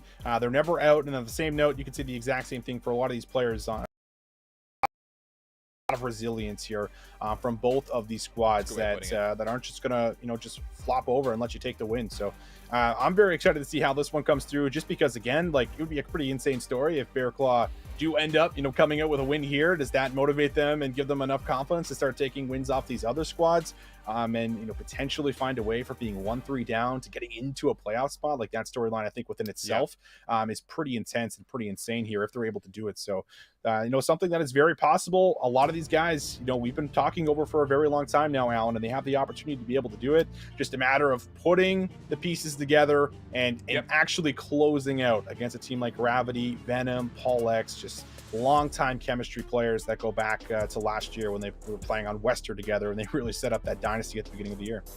100%. And, for that roster, to kind of take the easy segue to talk more about Team War, the results have not necessarily garnered us the same reputability that the Wester team did at the beginning of the year. Sure. Scrapped together to get into the qualifier. They literally had to go through losers round 1, if I'm not mistaken, to make the long run just to get to a top 8 position. So there have been question marks, but the one thing that you can always say is Team War never picks up a bad roster. It's never happened. In the history that Team War has been involved with Call of Duty, they have always been at least a top 6 team, I feel like, in at least the region that they play in. So, Kevin Pichardo, maybe you know what you're doing. He knows what he's doing. Doesn't always do off T-box, but he knows what he's doing. Oh, there it is. I knew someone was coming after that. But no, I mean, you're definitely right. I mean, while our lobby is getting fixed and we're getting back into it, I mean, what do you think about the fact that Team War, is not, in Europe like they have been? That's been the foundation of the organization over the years. So, like, what are your thoughts on them coming over to North America and picking up obviously a great roster? The thing was, during the BO4 year, their roster at Vegas was a North American roster as well. Before I think they eventually got split apart and they formed different teams, and I think they actually made it in through the PLQ, if I'm not mistaken. But in Europe, obviously, that's been where their focus has been over the last 3 years, talking about that War Singularity rivalry that was existing during Modern Warfare, and that still kind of persisted throughout the early stages of Cold War before they eventually got into a position where it was just a Spanish fest, through that playoffs. And now here this year, I get it. I think ideally you attribute a lot of what the EU Team War was to the core that was there. Your Daves, your Vortexes, and all those guys that have been playing for that organization for the better part of 2 straight years. I think you just find the best opportunity possible. And, we haven't really talked about this a lot, but like orgs getting involved right now for challengers is absolutely perfectly timed, because your whole idea is setting yourself up for success to try to get and then do well at the Pro-Am. That's where a lot of the reputability would be there. So as much as we're looking at players potentially get picked up early, these orgs are looking at, can I build a Pro-Am roster that could do work against the pro teams? And this one does have the potential, even though the start has not necessarily been as convincing as it was when they were Wester last year. I agree with that. I think that's what a lot of teams are ideally trying to do, and that's why I think we've had at least some rosters opt into sticking together compared to years past, where it's a lot about just like, okay, what's the best possible team we can put together with points? What's the best possible seed we can get going into this cup, right? It's a lot more about, okay, how can we structure a good team atmosphere that we can actually build off of, and maybe start to see progress and success over time, and not just instantly. That is obviously something that's always been a part of North America for anyone that's been in challengers, but hey, who knows? We got a lot more orgs in the mix, and now it's time to get into the map for Tuscan. Hardpoint, of course, is what we have. 2-1 up currently is going to be the scoreline. I do believe that is in favor of Bearclaw, but either way, we'll see exactly what ends up coming in here as Mochilla and Welly all getting kills right off the bat, and now early control here also for Team War. Your colors will be correct on this observer here, so the white and green coming through for Bearclaw Esports. Radial in a position to try to challenge forward. The stun does come through, but Venom denies, and not just once, but twice. Noisy still soaking up some scrap time, though. Will be in a position to keep the pressure on, especially with eliminations like this. And an opportunity now where Team War are going to have to be forced to rotate, and there's options for Bearclaw in front of them as far as, do we want to play for initial time, or do we want to try to flip the spawns around? And it looks like the answer was try to play for the hardpoint time, and they get denied in that first effort. Go down just slightly, but have to make their way in. A couple kills coming in. Radial, does he find the timing to be able to break this open? There's the first one, challenging for the second. Paul not going to give up the angle so that he is going to be exposed. Just relies on his teammate to come through. Jimbo finds it. And now we'll see if Mochilla can try to get in there, but no, it is completely shut down. Team War with the spawns. They have been locking down the hard point, and now Venom starting to already push forward. Might think about an early rotation. Opportunity in front to really grow this lead. Paul trying to cut through mid-map, denied. Venom on the way in. Okay, opportunity to really lock down this scrap time, and Team War will be in a great spot here to get a pretty favorable lead off the rip of these first 2 hard points. Noisy up top, only good for 1. And now Team War starts to focus on what this rotation will look like. Thing about it is you've got Bearclaw members stacked up and ready to watch this cross. Good setup for the initial contest of the rotation, but no one's on the time for now. This is some significant time. No one's spawning truly in the back, so that's 15 seconds missed potentially for Bearclaw. And while they've been putting good focus in the middle of the map, they're actually going to be missing this long route that Team War are able to hit. Coming in the back, Venom and Paul both winning a couple of battles, and Noisy caught in between a rock and a hard place. Has to take a one-on-one battle, and likely will have to play his life before his teammates are eventually going to be here so we can re-hit it. But there he tries to come through. Jimbo finds the kill, takes him down. Paul X in the back is just making easy work of anyone that tries to slip on through the front. It is not going to happen, and Team War, because of it, are going to start to run away with a bit of a lead. How much effort do you want to continue to play through the middle of the map here if you're Team War versus trying to make a play on a long route to get around the back? That's the real question. Paul, Welly 1v1, big win. That'll keep Bearclaw a bit stretched, and they have to stay honest on what could potentially come around the back. So with that, Paul, forward, 4 kills in a row. Looking for potential streaks, but also needs to get a little bit of help. Just Radial up top. Doesn't fully read it. Radial will shut down the streaks, but here come Team War from the tops of the map looking to break on into the side door. Nice. Here we go. From the side. Noisy actually shuts down 2, and they're only able to get in there for a second. Paul X is going to swiftly put up the pre-aim and wait for the challenges to come to him, and rightly so. He finds Mochila trying to push out and stop him from taking away more room here through the field side on a long. But Paul, does he want to deal with the player in the back, or does he want to sprint right in? Because Jimbo has cleared out enough with 2 players. Venom there for another.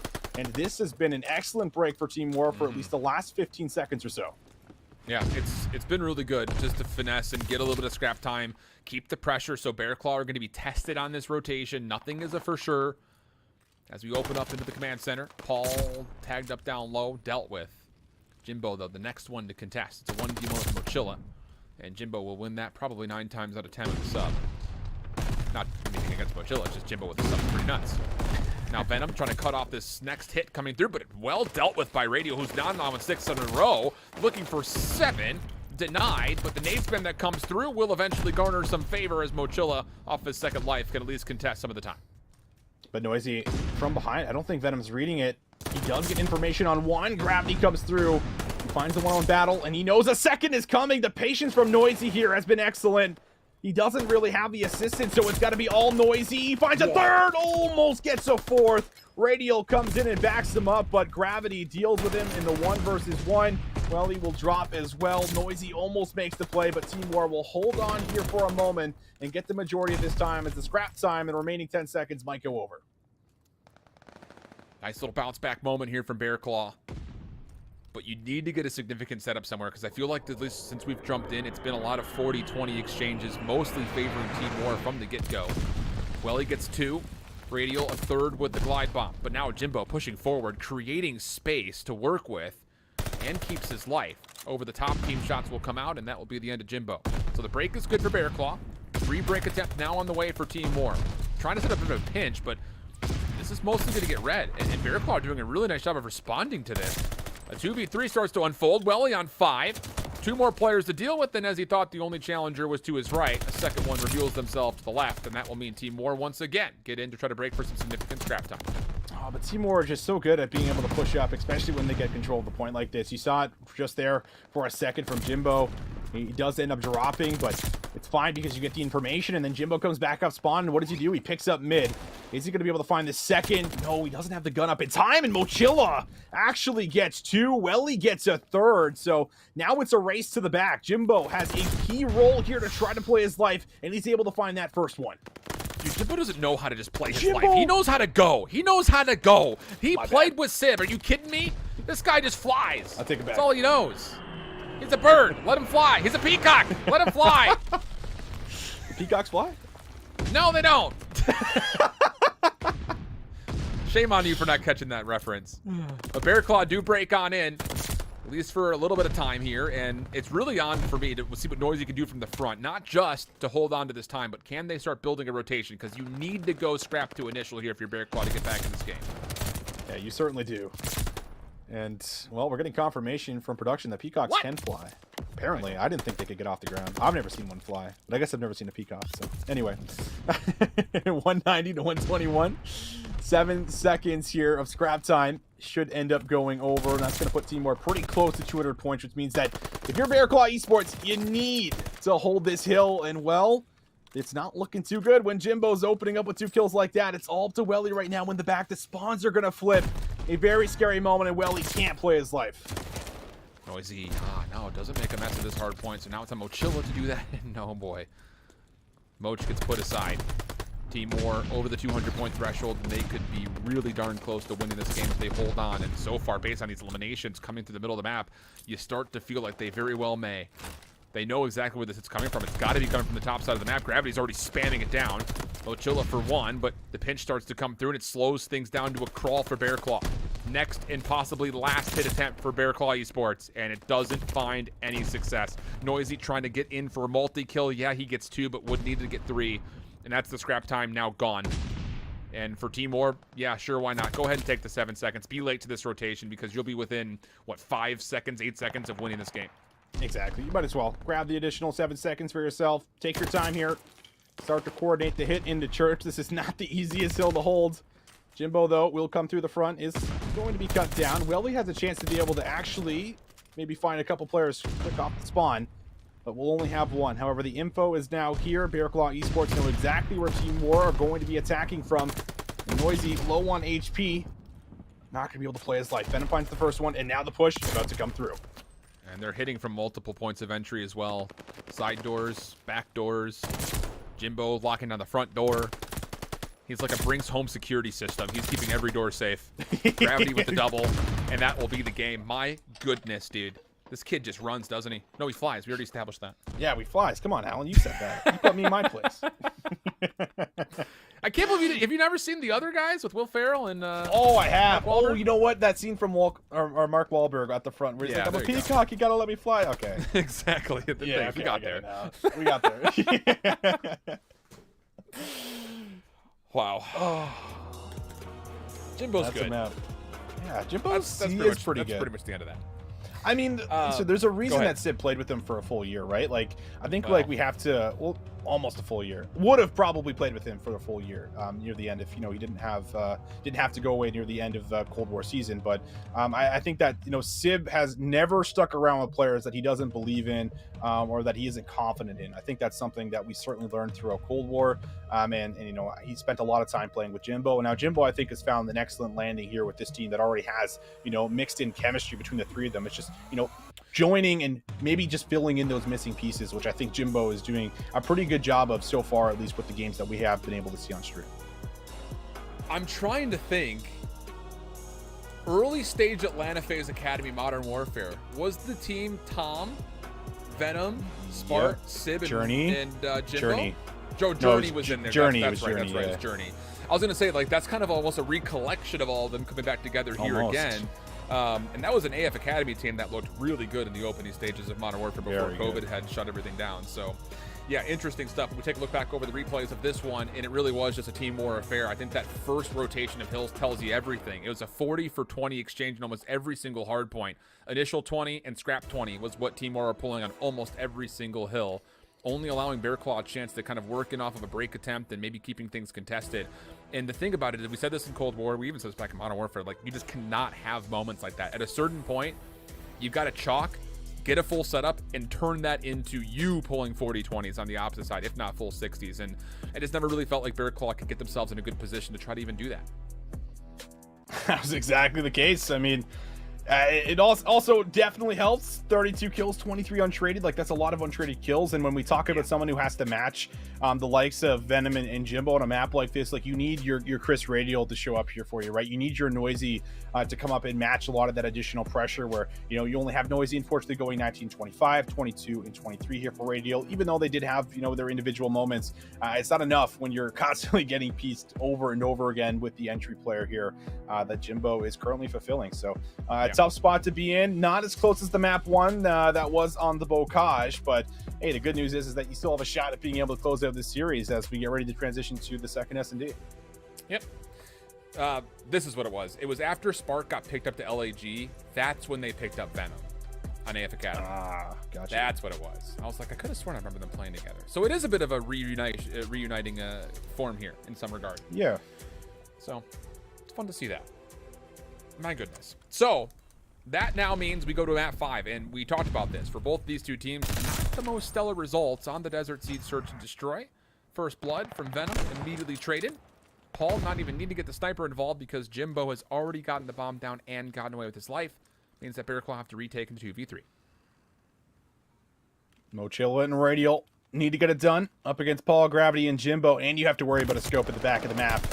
And it got that much harder. Radial has no choice but to start taking challenges and doesn't exactly have any cover to assist him with those challenges. So first round is good, playing for the plan. Use the sniper, try to see if you can at least shrug them off of some of these long range challenges, and that's exactly what they do with a couple of the opening kills.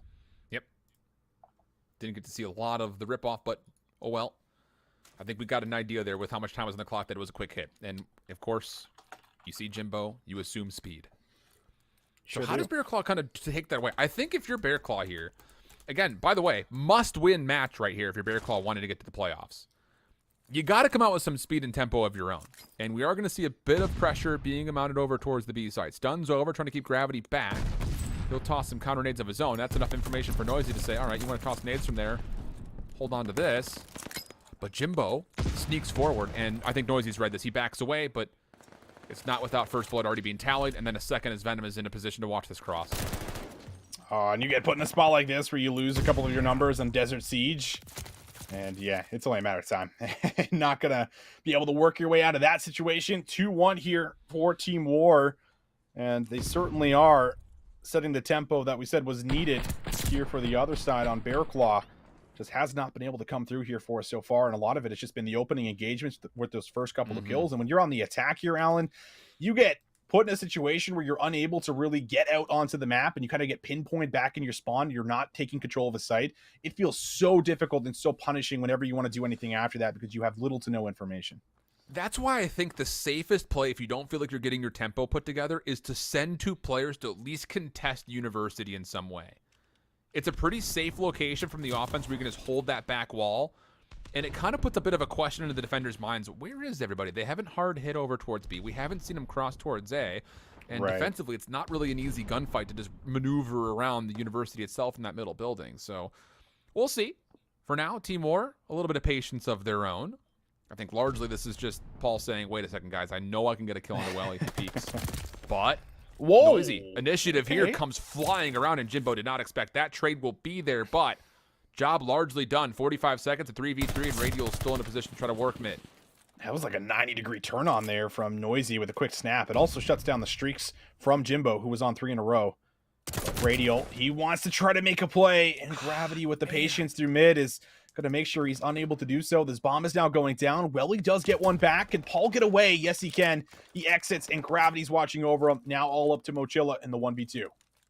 In a tough spot here for Steve. Yeah, nowhere to go. I wince a little bit because I think the timing of the play from Radial is just 5 seconds too soon. You get the call out from your teammates saying they're making a play towards B, but what you really want is to wait an extra couple of seconds while he's in the middle of planting, and the offense is so focused on keeping him safe, then you've got a chance to make that flank happen, and you do it more in a post-plant form. You don't do that to stop the bomb being planted. You do that in a way that actually stops them from getting a post-plant off. So I think it's a little bit of a, undisciplined play from Radial by just a couple of seconds, and ends up being a difference maker in the end as Team War go up 3-0.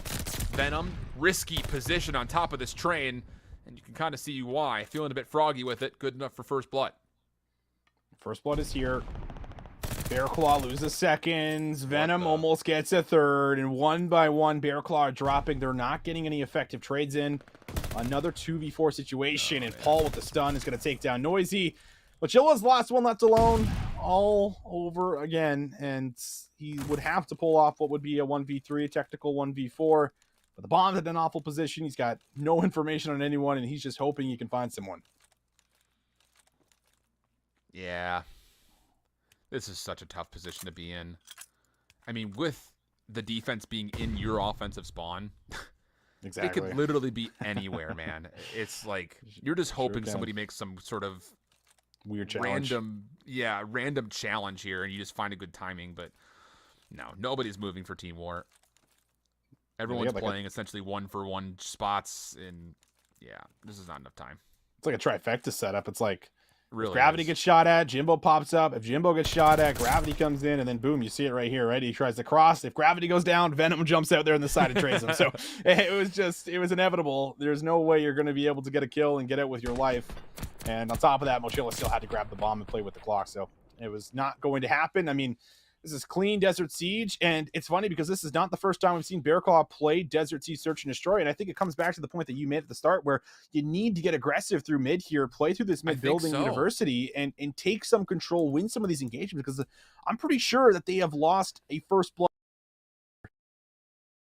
And Bear Claw Esports, I mean, we already said it, like this is a must-win. They have to turn it around, and it starts here in round 5. Gravity's going to use the glide bomb here for this execute, by the way. It looks like it's going to be over towards A. So here's the information. And then there goes Venom. No kills coming through. You've got good positions across the back of this A site to allow a chance for Venom to get away. And oh my goodness, not only does he get away, he continues to find first blood. It gets borderline frustrating, I think, at times for Bear Claw to be in a position where you've got a good lockup, you stayed alive with the glide bomb, and you still cannot find ways to tally up eliminations. Gravity now around the back. He called in that glide bomb, by the way, all the way in the back of the offensive spawn. He's already in the defensive side of things. It's just, the speed is just different right now for Timor. Hold on a second. Gravity, he's the last one alive, and he's able to find the kill, so we can just play the clock. Maybe if Gravity doesn't find Mochilla there's an opportunity, but he's a veteran player. He knows what to do. Plays for the win. Moves in. Radial can't hop on that defuse. He knows that there's no time. So we'll end up dropping. And now we have 5 straight rounds. There's still a strafing run in play. It's not the most effective streak, but you're certainly not going to be mad about having the additional utility here in your pocket. The thing is, it still does the same job that the glide bomb does on that A site. You just call it in deep. It pushes everybody out of the open ground. You get there, you plant behind the fighter pilot, and you're setting up the same post plant, essentially. So, oh boy. You feel like Radial has to get streaks here in this 6th or maybe 7th round if they can survive through this opening onslaught, just to have a chance to start putting together a full sale. Like, you need to be able to counter and get some free rounds somewhere. Good first blood. Jimbo denied, and how about it? It's aggression through the middle of the map, of course. You called it. Finally get it, but well, he does slip away. Venom at least doesn't take him down. He's going to be and that's where the bomb might end up coming to, pending what Bear Claw decide to do here in the next little bit. Stuns going out. Venom will get challenged. Noisy takes him down, but Paul finds the trade. However, still numbers right now for the side of Bear Claw Esports, and they should be able to get this bomb down, but Gravity, he's making the flank play. No one is aware of this. Oh, gosh. He's got information on where Welly is as well. Yep, that'll do it. Wow. 11-1 from Gravity, and he was just all over the map. I mean, he phoned in the glide bomb last round in his offensive spawn, and 10 seconds later, he was all the way in the defender spawn. He was just everywhere that map, and that is unfortunate for Bear Claw. Not only do you lose that series, it puts you to 1-5. And I think that means that right now we've got 2 teams that are likely going to be out of the running for playoffs. And that makes things very hot and heavy for the other 6 that are still very much so vying for position in that top 4. Yeah, I mean, you nailed it. It's a tough one there for Bear Claw because they sent it the distance against a team that, we hold in high regards throughout North America. Yeah. So definitely gave it their all, but it comes down to a lot of those maps, throughout the first week where it's like you put yourself in a position where you have to win from here on out. And that's a lot of pressure, especially for a lot of the guys here on this team. But hey, they had a great run when they were making it into the qualifier. They put up a good fight here. It's just sometimes Desert Siege, it gets the best of you at times, especially when you're unable to get a blood and you're unable to really find anything at the start of the round where it always feels like you're at a disadvantage. And that was kind of what took place here, just about. Indeed the case. So with that, now we're through our first selective matches that we had, kind of tallying some of the results here quickly as we look over the schedule to see where we started and where we're going. Timor, obviously, we see them win the map 5. UIU, watch them take down Path to Pro in 4. And whatever it takes, took a 3-1 win over Villains. Not 100% sure what happened with 18 Cracked and Texas Nation. That was the other game that was going on. But with that, Timor and 18 and Cracked coming up next. And that is a very important matchup. Depending on what happens with 18 and Cracked in that Texas Nation matchup, they both could be at 3-2, or 18 and Cracked will find themselves at 2-3. In which case, they would need to get a win versus Timor because the grouping in the middle of the North American standings right now is super tight. Whatever it takes in UIU at 4-1 are really sitting pretty right now. So it's a big battle between that 3rd to 6th spot, depending on what happens with the results of 18 and Cracked and Texas Nation. Is it ever? And it's really hard to have, again, any predictions because it feels like anyone on any given day here in North America can step up, can find the wins, can try to get themselves a playoff spot here for the Elite Stage 1. But man, oh man, is that going to be a special one because 18 and Cracked, I've been pretty big on these guys. They also had a pretty good placing, in the cup there recently. So if they do manage to take down a team like Texas Nation, which was the team that they ended up losing to, funny enough, in that cup, it could make for a very great match, especially since the fact that Team War have just clutched up against Bear Claw and they made sure to get one of their confirmed wins that they should. And now they've got to see if they can do the same thing against the Vets, man. That'll be the big question. 18 and cracked just won a map 5 round 11 versus How about Texas that? Nation. So with that, this upcoming matchup is a battle with two teams that are going to be 3-2. Texas Nation will also fall with that to 3-2. And Path to Pro, who lost earlier, sitting at 2-3, would now have to win out the rest of their matches. A lot of things to break down. I'm sure we'll be taking an updated look at the schedule and standings when we come back after this break. But coming up next, the highlight match. We're going to have it right here on screen for you. 18 and cracked and Team War coming up in the backside of the break.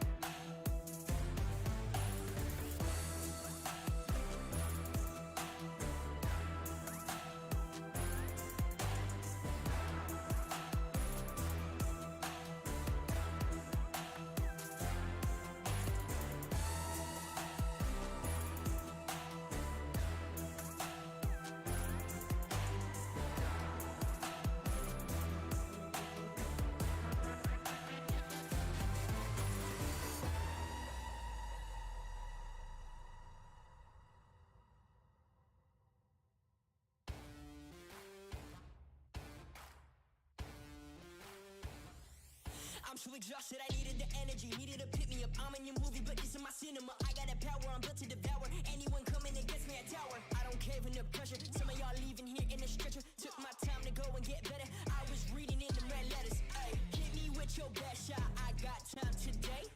Feeling like a matador with that Red Bull. Oh, no, you can't stop me. I'm running my own play. For the game win, I came to pin anything that gets in my way. Been here, done that. You all know what we came for. Been here, done that. You all know what we came for. Energy, energy, energy. I need that energy, energy. Energy, energy, energy. I need that. Been here, done that. You all know what we came for. Been here, done that. You all know what we came for. Energy, energy, energy. I need that energy, energy. Energy, energy, energy. I need that energy, energy. We've been here, we done that. We done that. You all know what we came for. You all know what we came for. We've been here, we done that. We done that. Energy, energy, energy. I need that energy, energy. I'm in the game like EA. Been in my prime since pre-K. Shooting my shot from long range. Going over here's a good toupee. Treat every day like payday. Y'all been living so mundane. My work week is Sunday to oh wait, that's every day. Putting in overtime. Punch watching the clock, I'ma get what's mine. While everyone's sleeping, I'm living my dreams. I got a coin that's so divine. Lord, take the wheel like 10 and 2. I'm losing energy, I'm overdue. I've been on the top ropes, hitting my pose. Watch me hit the power moves. Been here, done that. You all know what we came for. Been here, done that. You all know what we came for. Energy, energy, energy. I need that energy, energy. Energy, energy, energy. I need that. Been here, done that. You all know what we came for. Been here, done that. You all know what we came for. Energy, energy, energy. I need that energy, energy. Energy, energy, energy. I need that energy, energy. We been here, we done that. We done that. You all know what we came for. You all know what we came for. We been here, we done that. We done that. Energy, energy, energy.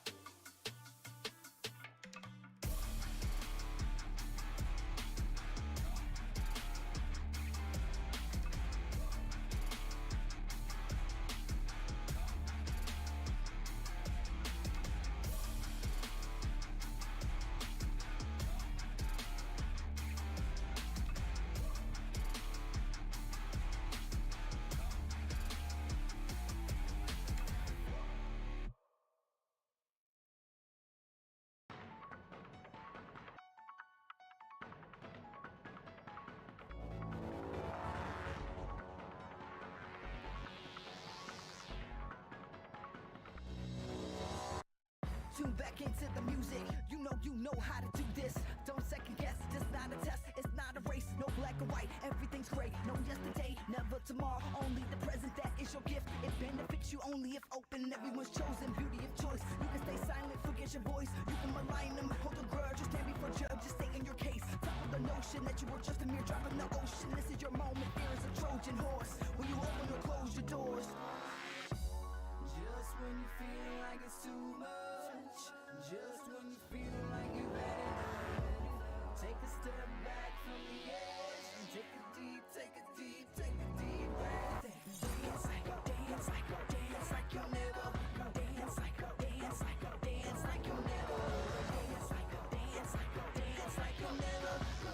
like you'll never. Ever gonna live again. Sometimes you don't like where you live. Sometimes you don't really like your kids. Sometimes you grow out of your friends. Sometimes it's your fault, just admit it. Finger point in the mirror. 3-point back, that's the tearjerker. You can wallow in sorrows, depressed of the past, afraid of the unknown tomorrow. Or you can just live in the now.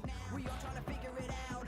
The rhythm inside of your chest that's keeping you moving. That's the solution. The ball on the floor is hard to ignore.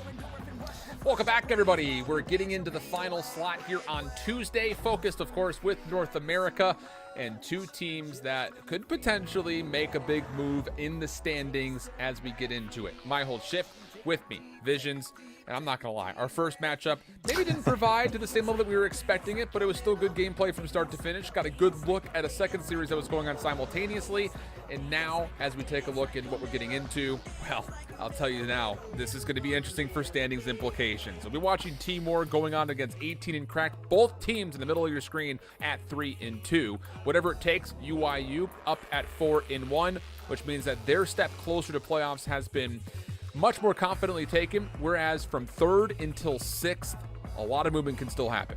A lot can happen here, Alan. I mean, like one of our big matches, of course, right now with 4th and 5th, Timor 18 and crack, like that determines a lot for as far as who ends up picking up that 4th win. But, you know, there's still opportunities for teams that potentially end up losing out on this that could win maybe one more match and then maybe get into some tiebreakers depending on how the rest of these matches play out. But basically getting this 4th win puts you in a pretty good spot to likely lock in a playoff spot going into next week. So that's what we'll be looking at. But I mean, there is so much happening in North America. Like always, it's always hard to make predictions. And we can see obviously Bear Claw and Villains, they're in a spot where it's not exactly going to happen. They haven't had a strong start, haven't been able to find too many wins.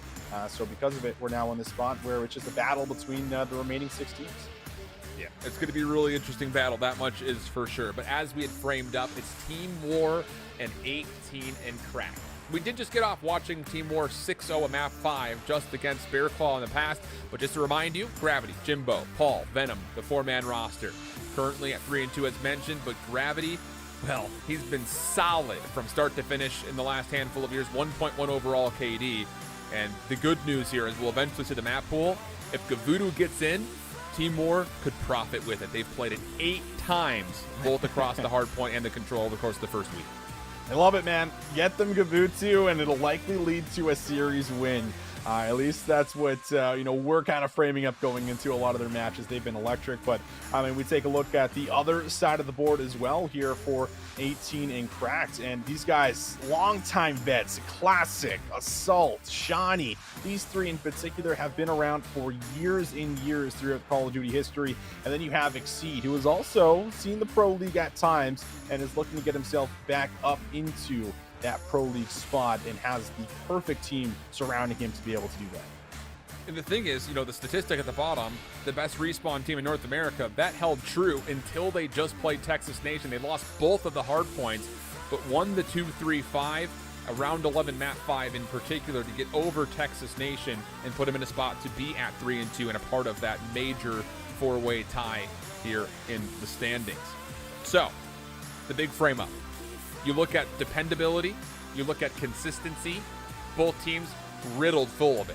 A lot of former recent pros that are on both sides of the field. I think the biggest thing is, do you have the ability to continue to see Exceed excel at this level, right? I don't think his positions in the Pro League in the past have necessarily amounted to like a fair evaluation of what his skill level looks like, just because his time was so short, as you mentioned.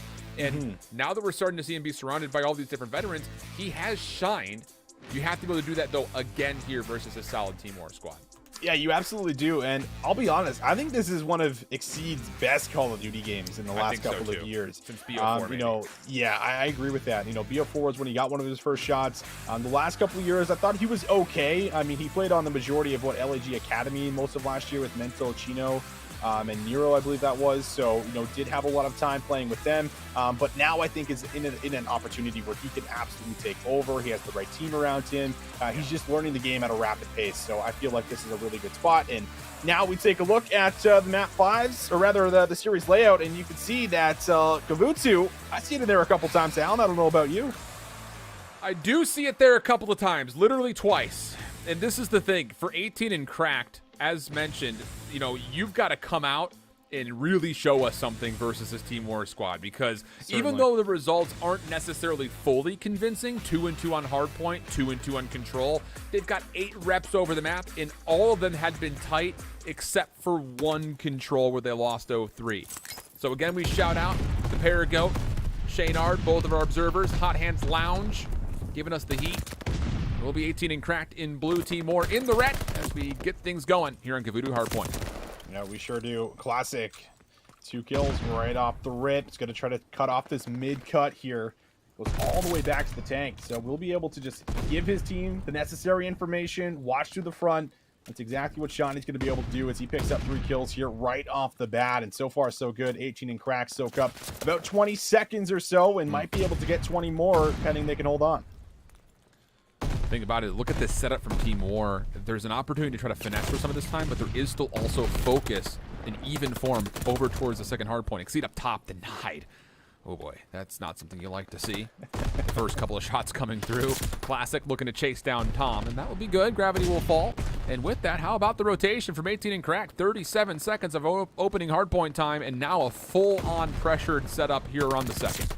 And look at the spots Classic is getting himself into. Here's another moment of it, right, where he's just way off of the hard point. He's not even focused on the time. His teammates, unfortunately, do spawn off behind him, so he's not really able to make full use of it. But the idea around it is to be able to zone away from the front, allow your teammates to be able to float on through so that you have a bit of control outside of the hard point. But now you have to battle inside. Exceed finds a massive win there versus Venom.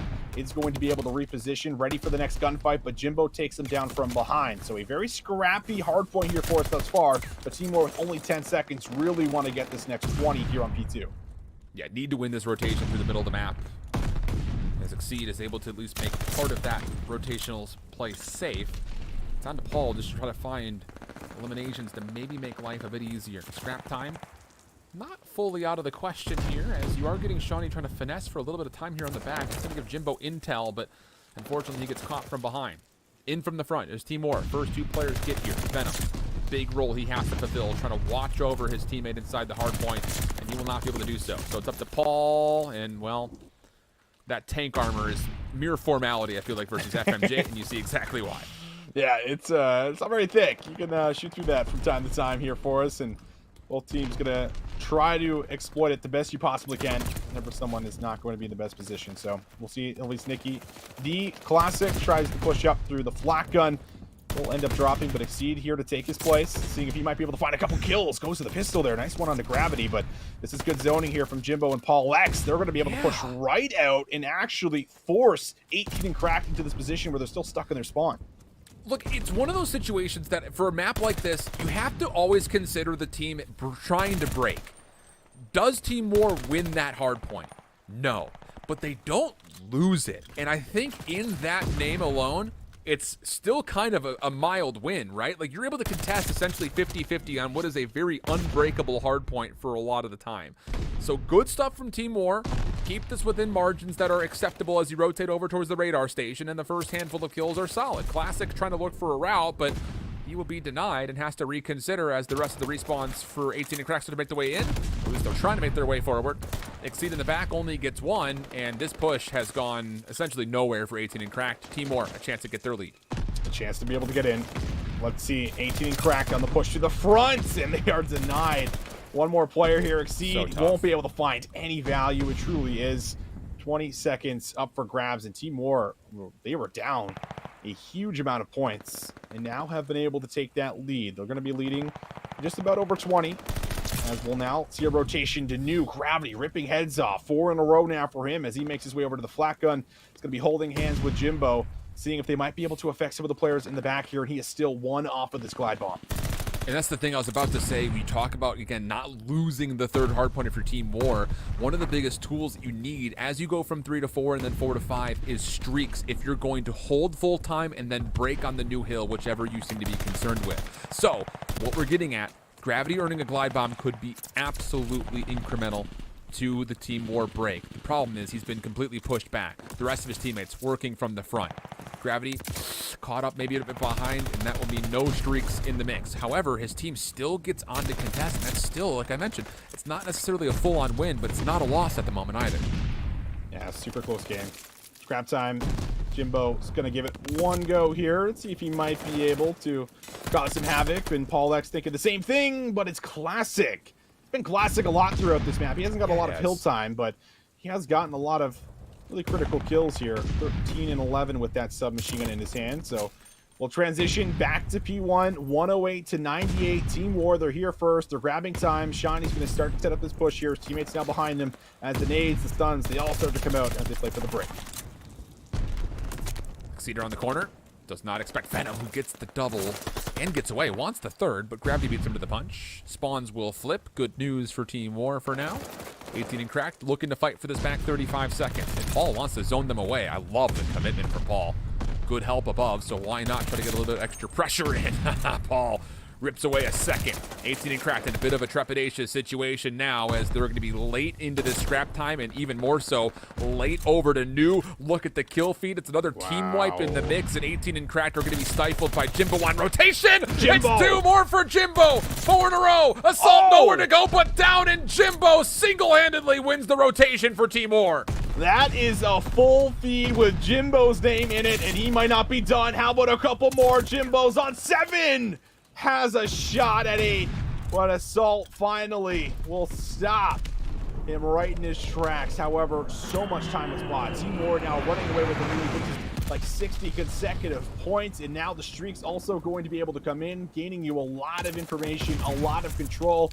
Gravity's going to try to take the same spot that we just saw Jimbo hold on to for the last 30 seconds, but finally, this is a moment here for 18 and crack. They got some members close to the point. They're going to be able to take one off of the hill, and we'll see if Shawnee can find the last 1v1 to be able to claim the time. Not going to happen. Paul for the double. Reinforcements here to try to lock up this full time at P2. You got to fight a war on 2 fronts if you're 18 and cracked right now. Classic, good for 1. Stun check, good help from Assault, but one more contestant is nearby as the gunfight's been mapped on the rotation for 18 crack did not come through successfully. So now you chalk, walk on into the beachfront, bring your umbrellas, suntan lotion, pail and shovel, and I imagine at least a couple of nades. Perfect day at the beach, I'll tell you that much. 18 and cracked up top, need to find kills and need to find a way to work this break. Yeah, they do. The Steed here just going to try to shoot over the top, but Paul inside the hardpoint takes the challenge, and it's an aggressive challenge at that. You lose that, someone needs to take his place for the time, but it works out nicely because what did Team War do? They pressed forward, they take control, and look at how far back the spawns are right now for 18 and crack. They are not even close to the hard point here, and they are losing battles. Venom's behind them. 3-piece now for him. Glide bomb going to be earned, and I imagine the rest of those streaks might come in. They will need, I think, one more tick here potentially. See if it ends up coming in, but they get off the hill time now, so we'll certainly at least see one more hill. That play is so darn brilliant for Team War. And it's just, again, understanding the situation in front of you. We go 3 kills straight in rapid fashion, get someone forward to start influencing the spawns as we look to rotate. So it's 40 for 10, you know, at most, and there's probably a handful of 10 seconds that went like negated a game clock, but you win the rotation to set yourself up for the W here, and it would be a potential convincing one. This is why we said, looking at this series, do not play Team War here. Do not do it in Hardpoint. Do not do it in Control. And Team War is going to get both of those. This map series set is looking absolutely dangerous as Team War dominate map number 1. 250, 116, heavens. I mean, the crazy part is, we'll probably see it in the replays, but it was like 104 to like 95 for First like rotation Team War, was dead right? even. Yeah. The first rotation, so even, so back and forth, and then it was just a chain of like 2 and 3 hills in a row that came through. And also a lot of slaying power from the rest of the roster, where you're seeing Jimbo putting up 28. I think Gravity had something around 26. Venom as well with that AR at times was looking fantastic. So I mean, that is a map that you had already said you can't play them on Kavutsu, and you know this is also playing up against one of the best respawn teams that we currently have in North American Challengers. So I mean, they brought it to them. They kick off the series hot, and that's exactly what you need to do against one of the top teams right now in North America. Team War finished second to the cup, beat this 18 and cracked team in the lower finals of cup number 5. So that's your number 2, number 3 team there. Texas Nation, just for reference and relatability, they were the team that won cup 5. But the thing is, again, you know, as much as we can sit there and praise, especially the average point differential that 18 and cracked have pulled in Hardpoint. They were winning last week on an average of 84 points per Hardpoint. That's disgusting. But Gavudu is a different type of monster, and Team War have absolutely figured it out. So many multi-kills. As you had mentioned, it was a dead even game essentially through the first rotation of hills. But then Jimbo gets a timing. He pushes up, goes on 6 in a row. You block off the whole rotation to P2. And then again, just the brilliance of Venom to know I've got 3 down. Let me get across the map as far as possible. Get a couple of kills. And every kill, by the way, at that point, turned into a flip spawn situation. So brilliant stuff. Gravity just happened to be here at 14 and 15. Didn't really have to do too much as the rest of his teammates nearly popped for 30 each. Yeah, 30 each, and yeah, I got it wrong. It was Venom that dropped to 26 here. Tom actually wasn't too involved. He was just more or less kind of just making the rotational spawns for his team. They're like, listen, I'm not needed. I don't have to get kills. You guys are killing everything, so I'm just going to make sure I'm always going to be on the move first so that you guys have the spawns needed to keep doing what you're doing, and boy, did they ever. But shout outs here to Paul. Minute 44 inside of the point, doing a lot of the objective work here for a squad with the AR as well, making sure that they are grabbing all of that time. And I mean, it's still kind of so mind-blowing to me, Alan, that was, you know, from an even standpoint where it was like 95 that we just saw on the replays, and they just go on a chain of about 150 points and only give up like a total of 20. So that is something that you don't see too often on a map like Gavutu, where it's a lot of trading hills, and it's like, you get a full 60, we'll take a full 60, or we'll take 40, you take 40. That is not what happens whatsoever. No. Domination from Team War. So now you go to, this is interesting. Desert Siege is next. Team War just came off the 6-0 slobber knocker against Bear Claw Esports. Sure and did. You look towards 18 and cracked as far as what they've been able to do in the search. They're just 2 and 3 overall, but they have played a lot of Desert Siege. The only loss they have out of the 3 times they've played the map, at least so far through the first week, was a round 11 loss to Whatever It Takes. So you do have some relatability there for the side of 18 and cracked to look at it and say, okay, cool, we have the ability to bounce back into this. And you got to keep in mind that coming off of their win versus Texas Nation, their path to victory there was the 2, 3, and 5. That third map, by the way, for what it's worth, not to foreshadow too much, that was a Gavudu control that they won in 5 against Texas Nation. So, are we going to see a copy-paste here? Well, maybe. Exceed starts us off with a hot first blood sniping over the top of the desert. Yeah, and I actually crucially remember Exceed running the sniper for LEG at the beginning of Cold War, and he didn't really get a chance to continue to show his dominance with it, but here in Vanguard, he certainly can with the first blood. However, Gravity has been able to find an angle on Assault, so he evens his sub at 3-3, and our big takeaway last time we were watching this map is don't get trapped on offense. And with that bomb right now, Jimbo, he is pushed up on the map. He doesn't have a whole lot of support if he wants to make a move. He's got to be very careful holding onto his life and not giving up the bomb, where both AR players are going to have to retrieve it. Yeah, Shawnee recognizes a threat towards A, and keep your eye on Exceed, because he's got the scope. What does he want to do with it? And, oh gosh, Jimbo! Nearly. But gets blocked off, Gravity. Bit of a threat established by Classic, who says that's good enough. I'll retreat. Did Jimbo hear this? Sure did. In that position at University, now maybe a kind of a setup point for Team War as they make their play over towards A. Bomb should go down here. Both players are still on the defensive side, so no one's got a chance to come from behind, but that stun check is good info. Gravity, however, gets a little aggressive there, and Shawnee's going to punish him for it. So 2v2, still plenty of time to play retake. No, Paul. Jimbo, 1v2. We'll forget that happened for a moment.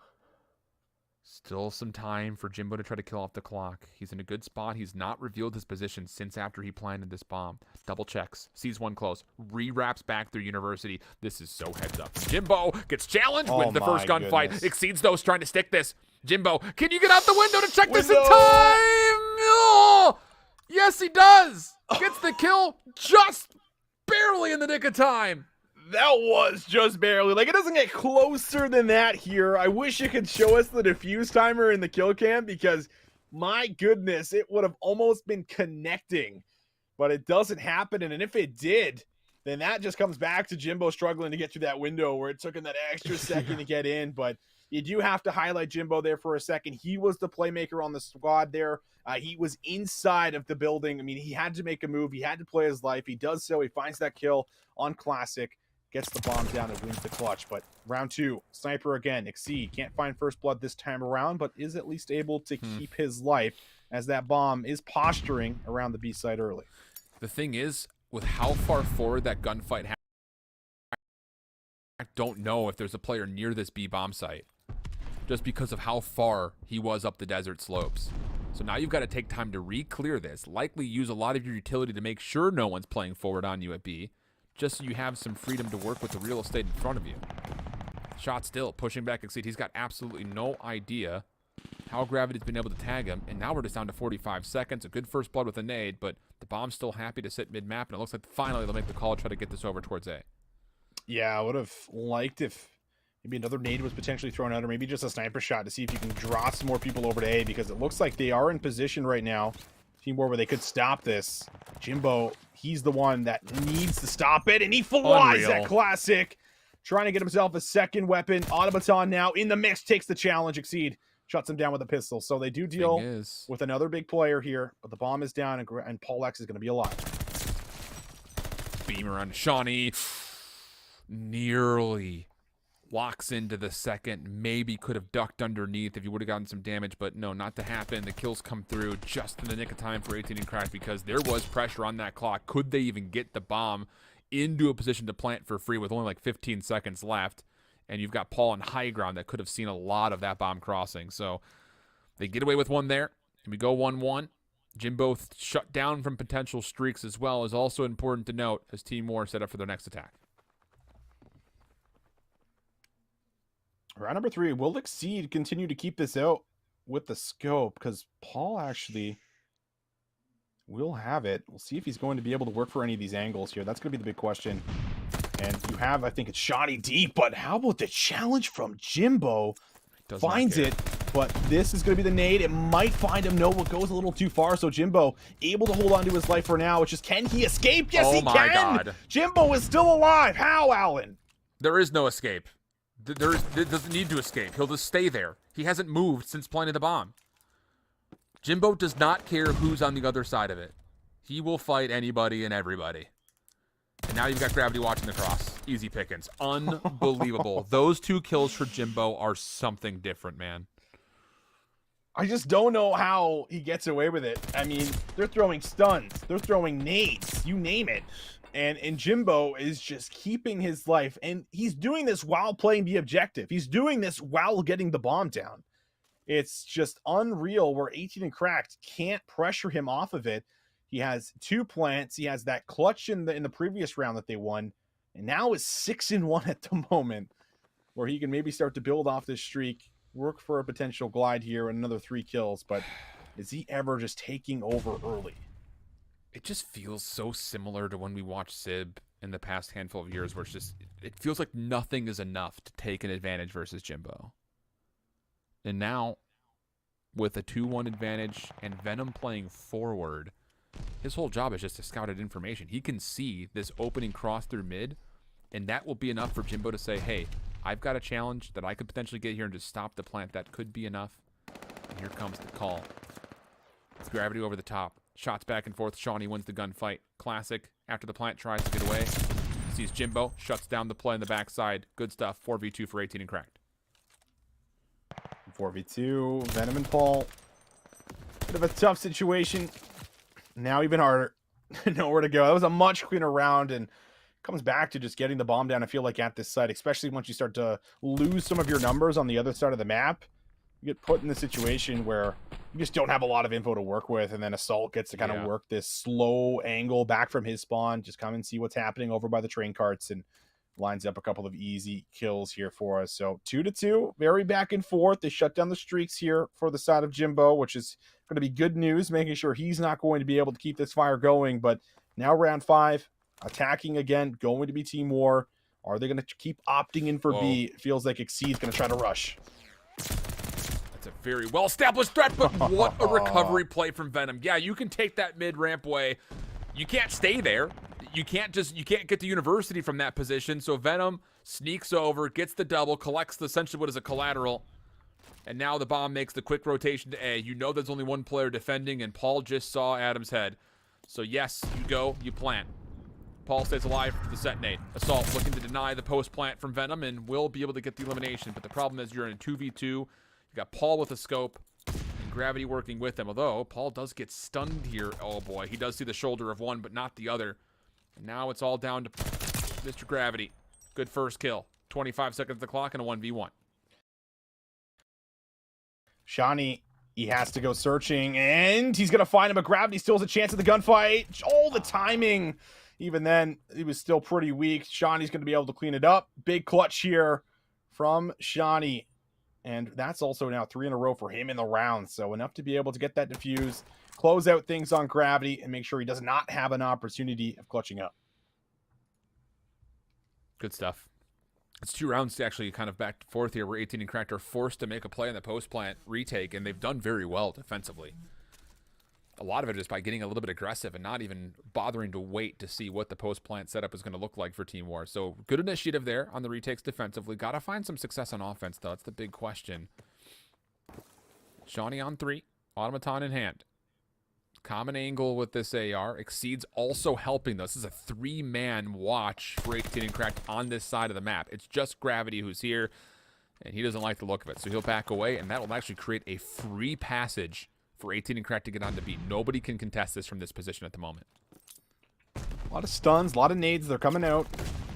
Oh, Shawnee. He's in a bit of an isolated position if he does get challenged again, but he also has a lot of cover fire behind him. Now Classic gets that bomb down. Assault finds Venom. The flank is going to be protected in the back. And 3 players here for the side of Team War are going to have to retake this from the front. First blood from the front is decent. Paul, sniper in hand, takes down Shawnee. But Classic has slipped around the back, creating a bit of time and a bit of space. But Paul is not going to allow this to happen. Wants to try to stick on for a defuse. Does anyone check this? Does anybody check this? Is Paul going to get a ninja? Oh, he got it. What a call!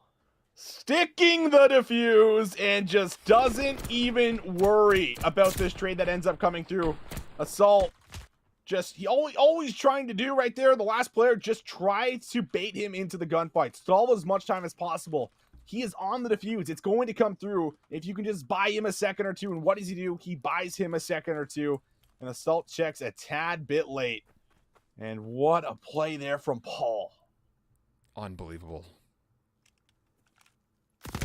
So now, next gunfights. Paul tagged up, has to forfeit the first angle that he wants to use with the scope. Pretty much from here on out, it's either re-peek the same thing or try to find an ability to maybe late peek towards A. Neither are particularly fond options, but Venom takes out Exceed at range. And now some dominance starting to come through over towards the desert side, although Shawnee denies the initial plant. Classic is still in a position nearby, but you got to get Shawnee out of this position. He's kind of stuck. Yeah. So nades will be spent, and that actually allows him a chance to stay safe and potentially build an exit here. Oh, the no scope. Maybe for a second, but not going to come through. Classic finds Paul, sniper out of the picture for Team War. And 35 seconds left on the clock, but look at this angle. Venom's found 1. Classic now, left alone. 1 versus 2. Nicky D. Been in this situation plenty of times before, but is he ready for the player close to right? No, he is not. Team War, they will find the recovery in the round. Don't even work for the plant. Simply play for the kills and use their numbers. Man. And how big is it that Paul stays alive off the rip and Team War get a kill outer desert to keep using that route? If they don't get that elimination from Venom, it may not be open. You may have to just full force over towards the A site, and 18 and Cracked would naturally be pretty aware of it. So a huge first blood from Venom keeps both sites open as options, and now a 4-3 tally. And the pressure starts to build more and more for 18 and Cracked, who realistically do need to win this map, you feel like, if they want to win this series. Venom pushed back. Nade will catch him before he can get to safety. Big first blood, but look how closeted 18 and Cracked are on the backside of the map. There's one player watching the cross. It's just Shawnee. And Gravity has started to work, and that's going to put a lot of pressure on this offense to have to respond to him. Yeah, and he's not ready for the gunfight there. Assault, he's been so patient in the back of the spawn. I mean, this has been 18 and Cracked in a nutshell, but Paul gets one. Shawnee will track him down. And long-range shots from Jimbo. Tries to turn. For a second, he snapped on one, but there was more than one player taking shots, so no opportunity, no 180 turn on for Jimbo. And that round unfolds in just about 10-15 seconds after that first kill comes through for Assault. I was getting a bit worried there for 18 and Cracked. They're fortunate enough to really catch Team War completely unaware that they're still holding in spawn, and I guess, like, why would you still be in spawn with, like, 45 seconds remaining? But you get stuck back there, and Team War just kind of spread the map. They have to eventually funnel into tight choke points where one player could respond to multiple players on the attack. So a bit fortunate that they kind of caught Team War looking for kills. And we go into round 9 tied at 4. Bomb in hand for Venom. Team War looking initially towards A. Not a commitment by any stretch of the imagination. You've got Paul still watching that outer desert tower in which Shawnee continues to play that same angle. Neither player has seen each other. And Team War says, you know what? Let's just try to get an aggressive, get some initiative play over towards A. Man, so much of this map is just using the little cracks just to get some information here for you. And Jimbo, well, he doesn't really want to use any of the cracks in any of the broken wood or anything like that. He's more interested in running at his opponents. And you'll find the first blood here at 40 seconds left. It's a little bit of a slower round here for Team War on the attack, but now they're starting to plant A. But Classic is going to even the odds. He finds Jimbo, and now it's got to be 18 and Cracked on yet another retake at A. Yeah, Venom's got a free exit, and you've got Gravity watching the flank. Paul kind of scouting things out mid-map. It really comes down to a couple of different opportunities. One being Classic here, and he's not going to have that available, and he knows it. Has to recut. Paul doing the same. Doesn't finish the kill. And Shawnee and Assault is able to get the aim up in time. Gravity reveals his position. This will be a hop of the defuse, and Gravity will likely just be zoned away. I don't think he's going to have an angle at this. Has to go quickly, realizes it, and nearly has a chance to line up, but not going to make a difference.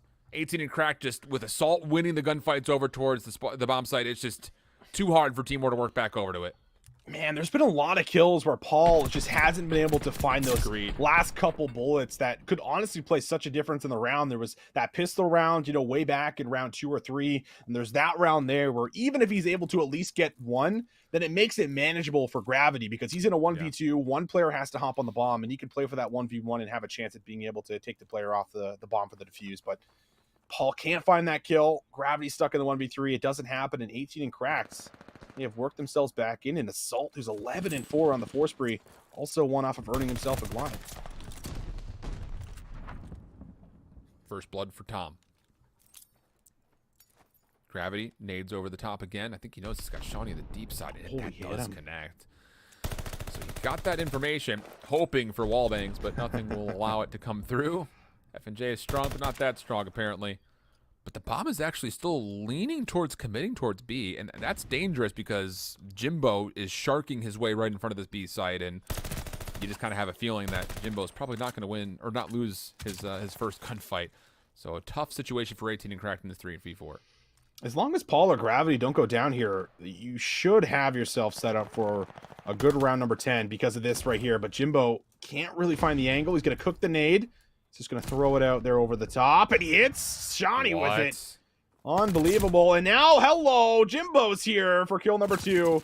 And Assault, who I think is probably just going to back up and hope to play for his glide, and he does get it. So Venom's going to feed it to him. Will he be able to get a second? No, we can't. But Jimbo with 3 in the round just says, we're going to a round 11 whether you guys like it or not.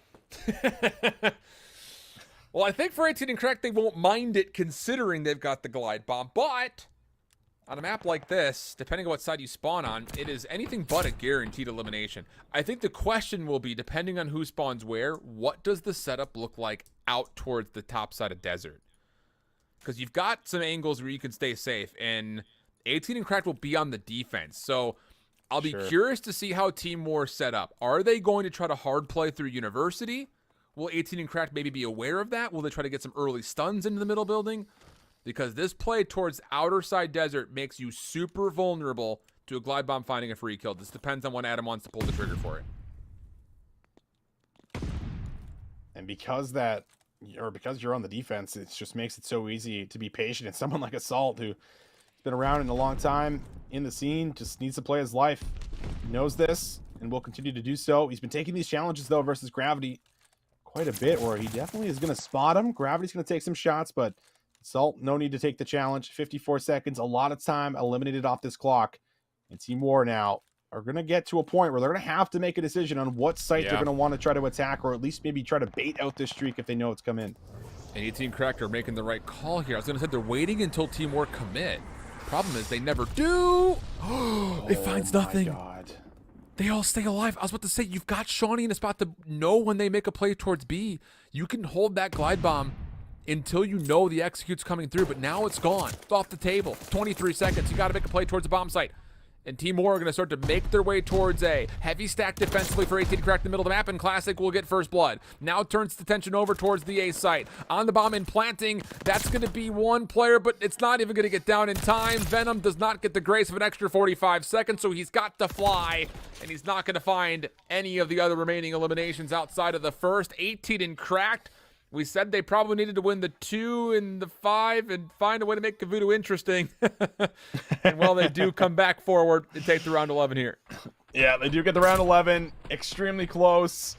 And, I mean, Assault with a monstrous map here with 14 kills to his name, 1,600 damage coming through, and earning that glide bomb. I mean, as much as it doesn't find a kill, it does everything you need, because we talk about that being just like a UAV. That's literally what it is if you don't find the kill, right? You get all this information, you're like, hey, listen, they're trapped at the back of their spawn, and they got nowhere to go because they're low on time, or they have 30 seconds to be able to make some kind of a commitment to a bomb site. And when that commitment doesn't come through, you get put in that situation where you no longer get to take your time, and you just have to run it and gun it essentially and drop the bomb. Yep, indeed the case. Good composure at 18 and Cracked. It looked like it was going to be the Jimbo show early at many moments throughout that map. It did. And boy, was it, honestly. I mean, what, 4 rounds? It was really just Jimbo winning it single-handedly, but the solo effort not fully enough. 18 and Cracked able to earn those key streaks in the 10th round. This moment right here, yeah, that was less than a second away from defusal. But an early start from Jimbo, he does not get the streaks. That was the most important facet of those opening rounds, giving 18 and Cracked a chance to battle back in, and boy, did they. Well, they sure did. And Classic, couple big kills throughout this map. Assault, we see it here, 4 and 2, finds that big one onto Venom, and was just a pivotal reason on why they were able to come out. And then that diffuse there. I mean, Paul just sticking it. A lot of teamwork involved in making a lot of these rounds come in, but this is where you got 15 seconds left. You got to play for a plan.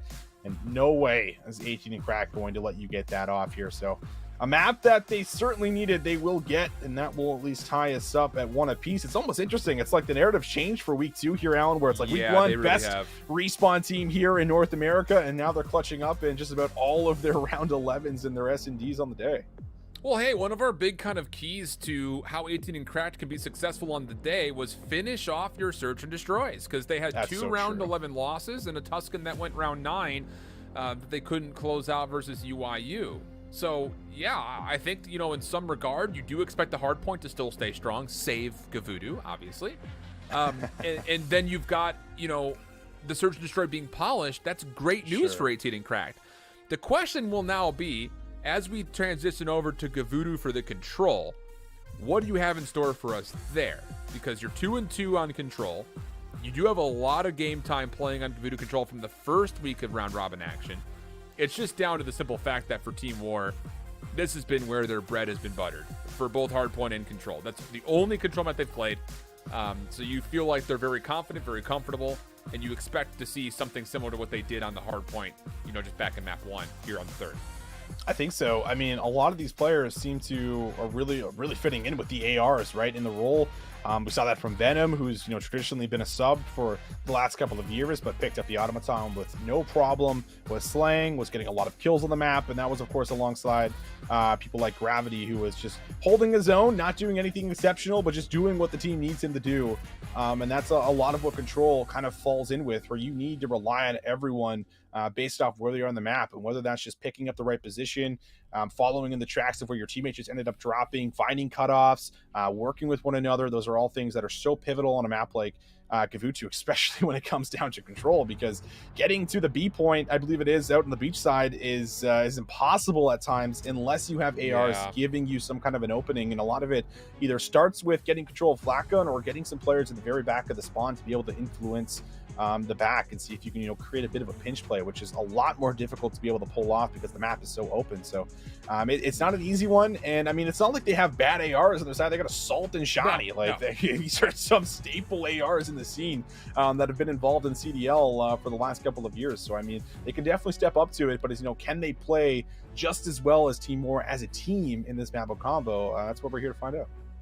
And for the hard point on this map, it's obviously a little bit more clear as far as, okay, we need to be on the favored side for the third hard point, or if you don't get those, make sure we lock it down for the fourth, so on and so forth. It's playing for spawn control across the third, fourth, and fifth hard points.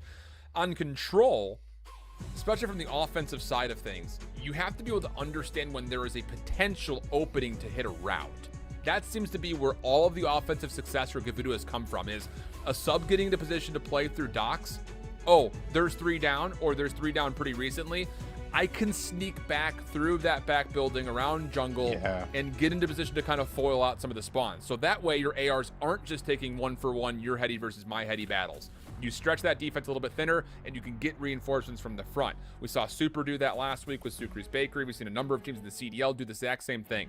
You need to understand when there could be an opening and essentially force it if there's not one, because plays from the front, you don't typically see offenses winning with. It always starts with something around the bottom of the map from the attacking POV. Well, who's taking routes? Who's going big? And will 18 and Cracked be able to come through and find themselves a chance at being able to defeat them on Gavutu Control? It would be huge if they're able to do it. But at the same time, Team More, they've been so good here. They already closed out a map here on the Gavutu. Just need to see if they can get it done now on the Control as well. But we talked about a pivotal series. Both teams here currently tied up in the standings, wanting to get that win, wanting to get that edge over one another to put yourself in playoffs. That's what we'll have to see. But it looks like we'll have to wait for now. All that hype, Alan's got to wait. It's not coming in just yet. We'll have to see if we can get back into another lobby here, but it's still all on the line. There's still a lot riding on this matchup when we start looking towards playoffs for next week. You're so good at building intrigue, though. You should think about being a novelist, because your hooks are great, man. Yeah, your initial tension grabbers are wonderful. You had me on the edge of my seat. Did I have you on the edge of your seat? That's my goal. I was lying. I was actually completely leaning back. Wow. I was ready to just I'll work harder watch next it time. on all in full. I bet. I love that about you. Always looking to improve. No nonstop. And I don't think we fully have said this. I just want to make sure that I'm out here saying it for sure. As much as we continue to say Team More has been great on Gavutu, there's a reason that 18 and Cracked have let it get through the pool, both on Hardpoint and both in Control. They've also played it a considerable amount of time. So not to sit there and say like Team More have a huge advantage and they should win Gavutu no problem. It just feels like if you are to beat 18 and Cracked in Respawn, if you're Team More, it has to be on Gavutu, because it's by far your best map for both the Control and the Hardpoint. So just want to make sure we clear the air there. I know how much you don't love smoggy-filled air, which is why you don't live in LA. Yeah, that's why I'm here in Canada, right? Less people, a lot more trees. Clear. It's got to be a lot more trees here. There's trees all around me, so I'm getting good oxygen. That's fair. Sample size is good. Any thoughts over the Tuscan Hardpoint, though, while we're waiting for this lobby to restart? Since we're guaranteed to see map 4, let's indulge ourselves and foreshadow a touch. Thoughts there, because for me, I'm looking at the most recent results about 18 and Cracked getting slaughtered there in their most recent versus Texas Nation. They lost 96 to 250. I don't know. That's a little uncharacteristic, right? Yeah, like you have to wonder if that's one of those off maps, because wasn't the differential for 18 and Cracked like 86 points or something with their Hardpoint win? So it's like how did they go from winning by 86 points to all of a sudden getting 100-point club by Texas Nation? It's like, what was going on there? It's like a good one to go back and watch and see, what's just the team coordination off, whatever it was. But sure. I mean, it's definitely one of those maps where I feel like a lot of the subs here in this lobby are going to find a lot of value. Which is the complete opposite of what we frame up in the control on Gavutsu. So I think going into what could be a map number 4 here, which obviously we're going to get at some point in time, regardless of the outcome of this one, it should be, I think, a good one for 18 and Cracked, which is why I think that you need to win this if you are Team Ward, because as much as they lost it, I'm still not counting them out by any means and throwing them under the bus. I think that there are still moments for you to be able to find resurgence, bounce back, be able to find that win. I think these guys are just all veterans across the board that they realize when they have these moments of like, okay, what just happened, what went wrong, they're really good at identifying the problems and fixing it on the floor. Yep, that's fair. I think that's a really fair assessment. The interesting thing is, let's just say that this goes map 5. That means every crucial match that 18 and Cracked have played would have gone map 5. Their 2 losses were 2 map 5 losses, I think.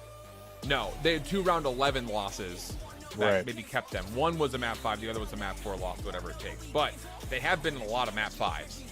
And, kind of like what Optic was saying, like, yeah, we're glad that we got map 5 round 11. Like, it helps us kind of build composure.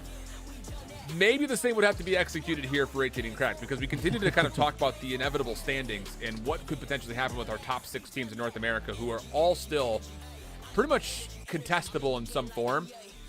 The thing is, with 2 teams that are now sitting at 3 and 2, like, a win here does give you a bit of separation from away from that potential 4th spot, right? So that's why the importance of this match is so heightened, is you do have a lot of standings implications because you're playing up,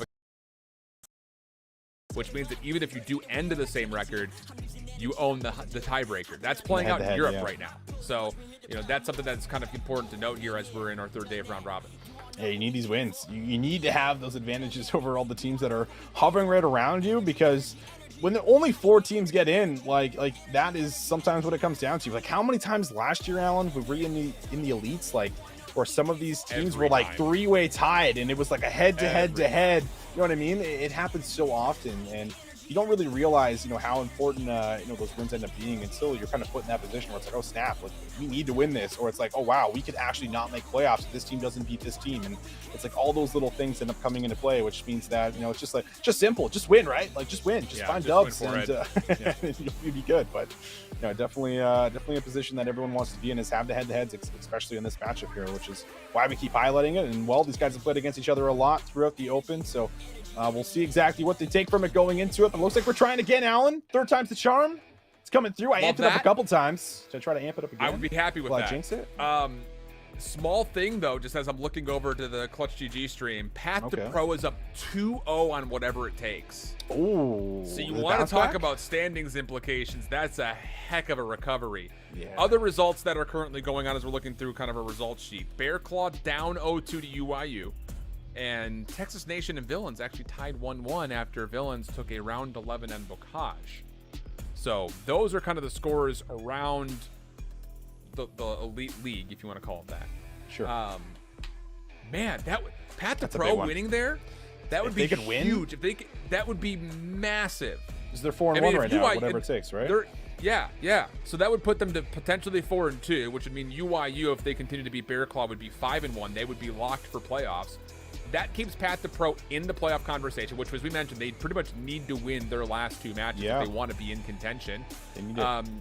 And that puts whatever it takes into tiebreaker situation territory. So, you could force a lot with tomorrow's that. Tomorrow's going to be nuts, dude. Yeah, tomorrow is going to be nuts. I mean, it's what we always look forward to. It's like that last day. Sometimes teams also show up different, like on that last day. They really do. It's just like sometimes it's the pressure. There's some players, there's some teams that thrive on it, love playing in it. And when you have, those must-win situations, those games that can define whether you're in playoffs or you're not in playoffs, that's sometimes where we get to see these teams show up, whether that's, Europe, whether that's North America, it doesn't matter. We get a lot of it on that final day. So, I mean, it's going to be a fun day, man. I mean, I'm not trying to be a biased caster, but I kind of hope Path to Pro do close that one out, right? Just create some more tension here. Get out of here. What's that? A lot of that team's Canadian. What? They're all just what? Well, Mohawk is. I guess that's just one, right? Yeah, I think is it just the one? It is just Mohawk. Yeah. Okay. I think the rest are like mainly from New York. I'm still calling it. Still calling bias caster. It's right. rigged. It's rigged for money or results. rigged. I don't know. I just tuned in live. I can't Saw take it. live, sorry. I tuned in live. Yeah.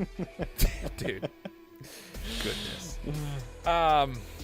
Man, let's take a look at the standings. It's because we've been kind of talking over it, and we're waiting for these guys to get in the lobby.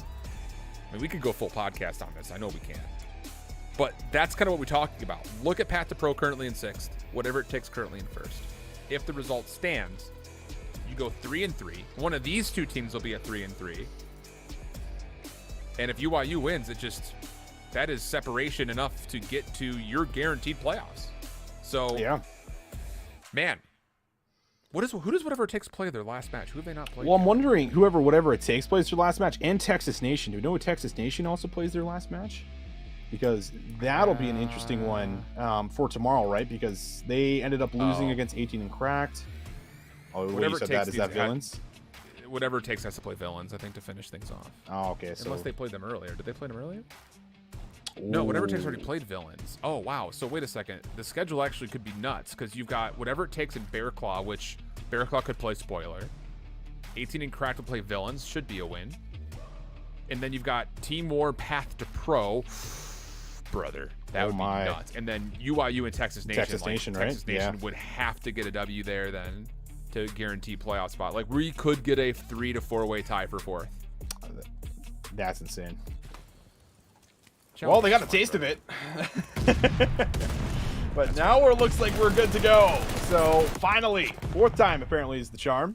As we get into the Gavutsu control here for us, and well, attacking first is going to be 18 and Cracked, already on the A zone. Top boat control looking good, but a nice stay from Jimbo is at least going to loosen up a bit of the offenders here.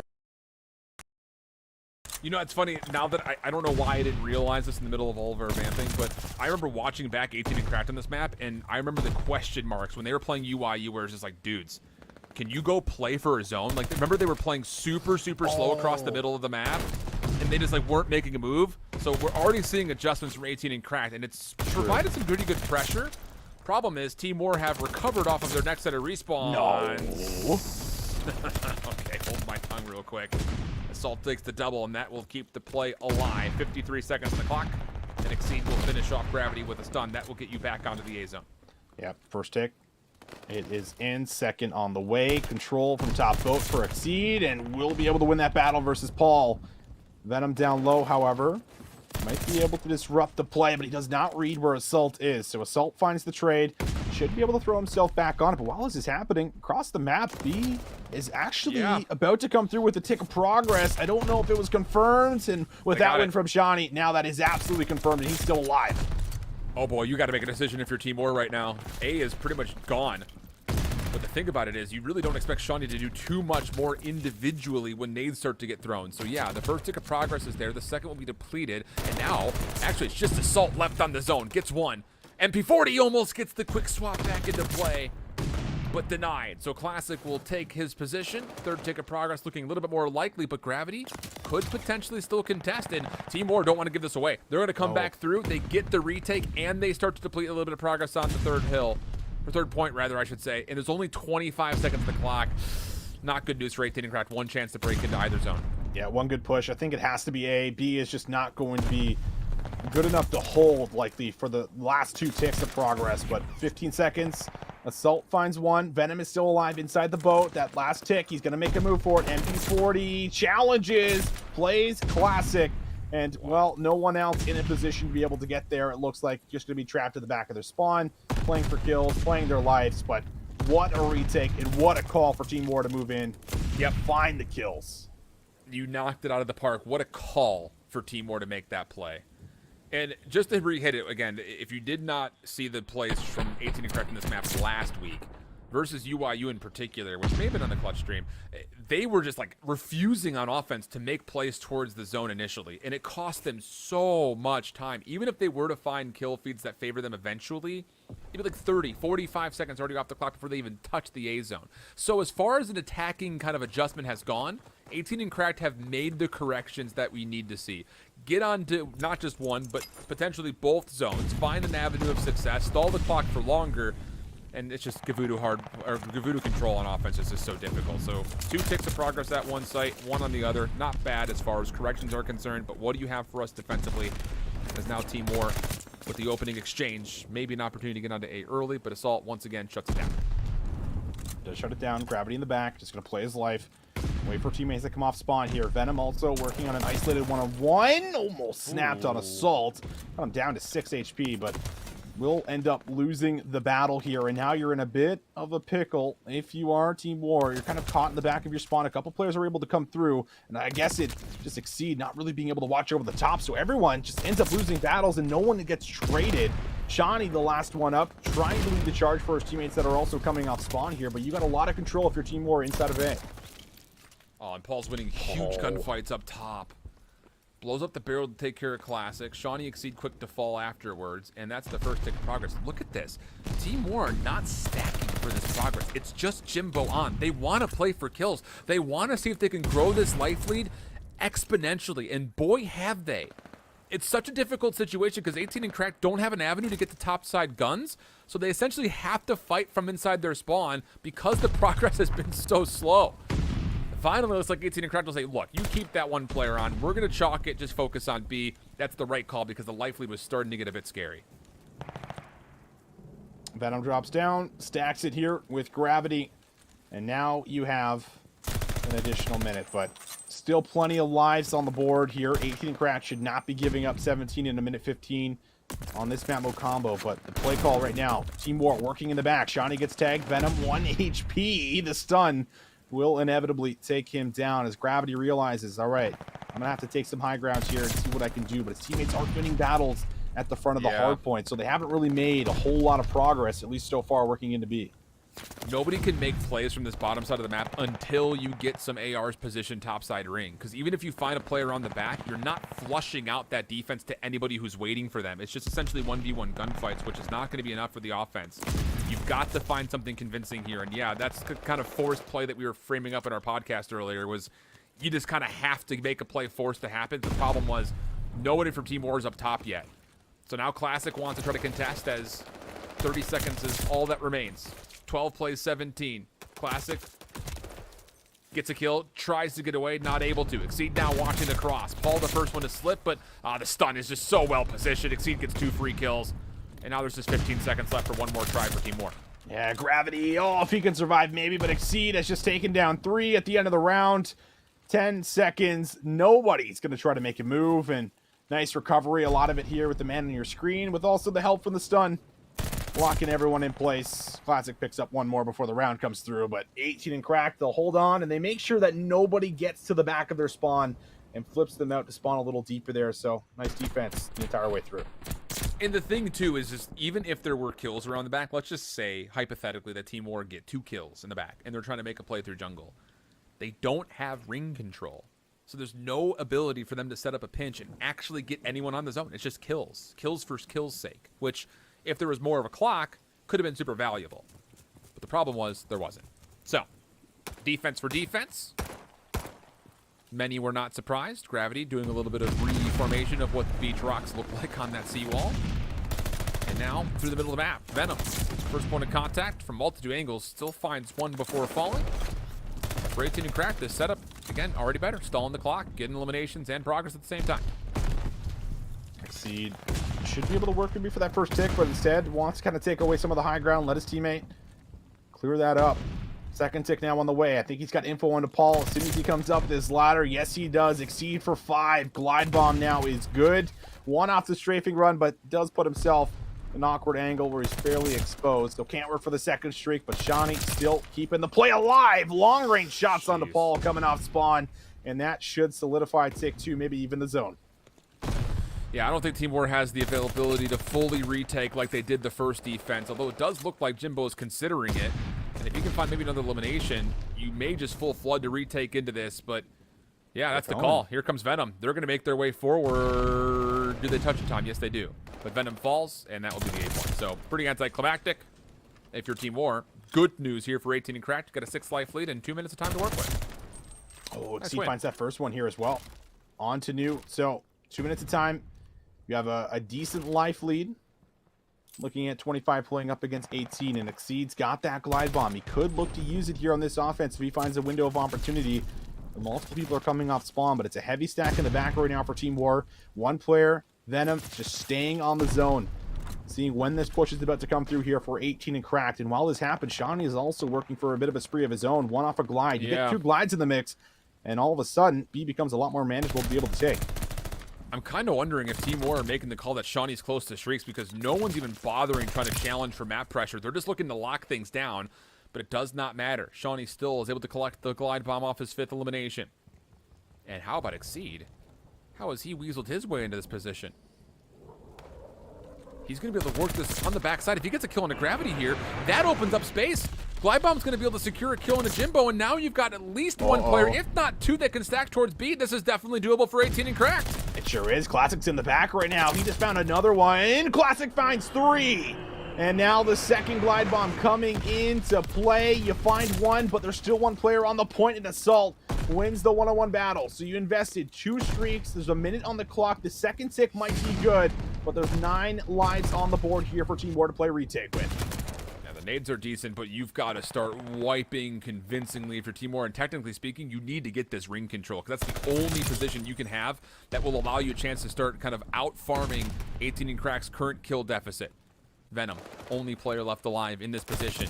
Good for 2. Oh my goodness! Venom! Just 1v3s 18 and Cracked over the tower. And now you've got a 15v6, but the biggest thing is only 30 seconds on the clock. They're holding everything. Team War have re-salvaged this round just by the claim clock alone. And they're pretty separate right now. Player 3, he's inching up through the mid-cut. He is cut down. You have to take control of the flat gun first. And look at how much time is left. 17 seconds to make a play. Paul X alive, wealthy, on the point. And nobody here for 18 and Cracked has been able to make any progress. They haven't been able to get too close. If they're going to send it, they have to send it now. They invested so many streaks. The Classic finds 1. There's going to be a touch. Exceed gets here with 3 seconds on the clock. Paul's got to play his life. His teammates watching over him, but Classic for 2. Classic for 2 has maybe just done it. 3 lives on the board. They gotta go. Assault and Classic are taking down everyone. And with 3 seconds, Alan, 18 and Cracked get there and take away the round. Whew, it got a little close. It got real close. Venom, that is an unbelievable 1v3.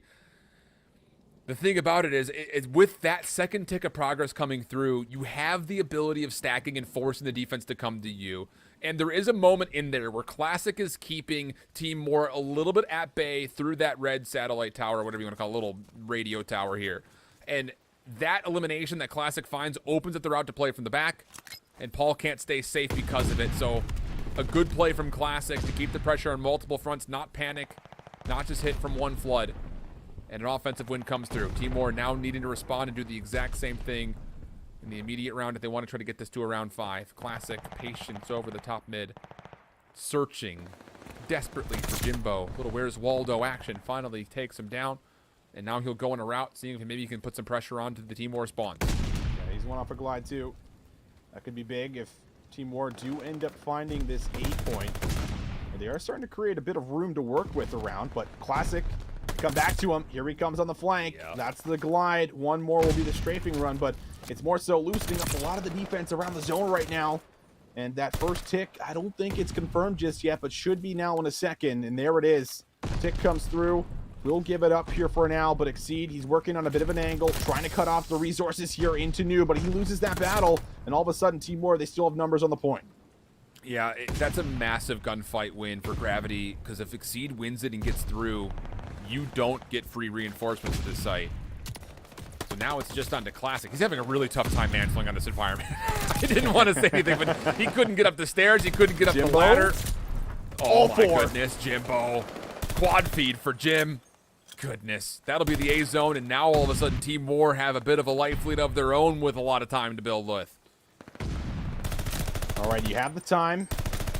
You have a streak for Classic. I don't think he earned the second one, so no strafing run should be in play. The glide is really going to hurt you, as Venom, it looks like, taking a little tumble off the cliff or something. Will end up dropping. And now 20 playing up against 17 here. In favor of Team War on this push. Making it happen right through mid-cut. Pollux finds the first one, but Assault gets the trade. Assault gets 2. And now it feels like everything is going to come to a halt for now for Team War. You can say what you want about Assault's performances in the last handful of years, but any moment he's in a position like that where he's got to lock an anchor, he's probably one of the best face-up gunfight ARs that you're going to find in Challengers NA this year. So consistent when he just has to watch a lane. Does not lose gunfights very often, it feels like. How about it? 3 in a row for Assault. The life's now back to even. 45 seconds on the clock, and Assault is still teeing off on all of these long routes. Shawnee, you got to get through him. It feels like you got to get through Shawnee. You got to get through Assault, and it has been a massive problem. More or less a brick wall here that Team War have yet to deal with. Shawnee finds a couple more, and 20 seconds left on this clock. You have full control throughout the flak gun. You're basically just trying to hit the spawn for a last second desperation call, and Exceed is able to read Venom up close. 10 seconds, spinoramas, streaks, you name it. Classic able to help out Exceed to the back, who finesses long enough to go to the pistol for a second. And 2 seconds, there was no time to be able to get to this point. Flawless control on Gavutu, 18 and cracked. They sure as hell match the pressure of Team War on this map mode combo. Yeah, great stuff from 18 and Crack. Just to really, again, just hit it out of the park here. They did not look good on this map mode combo last week in a number of different offenses.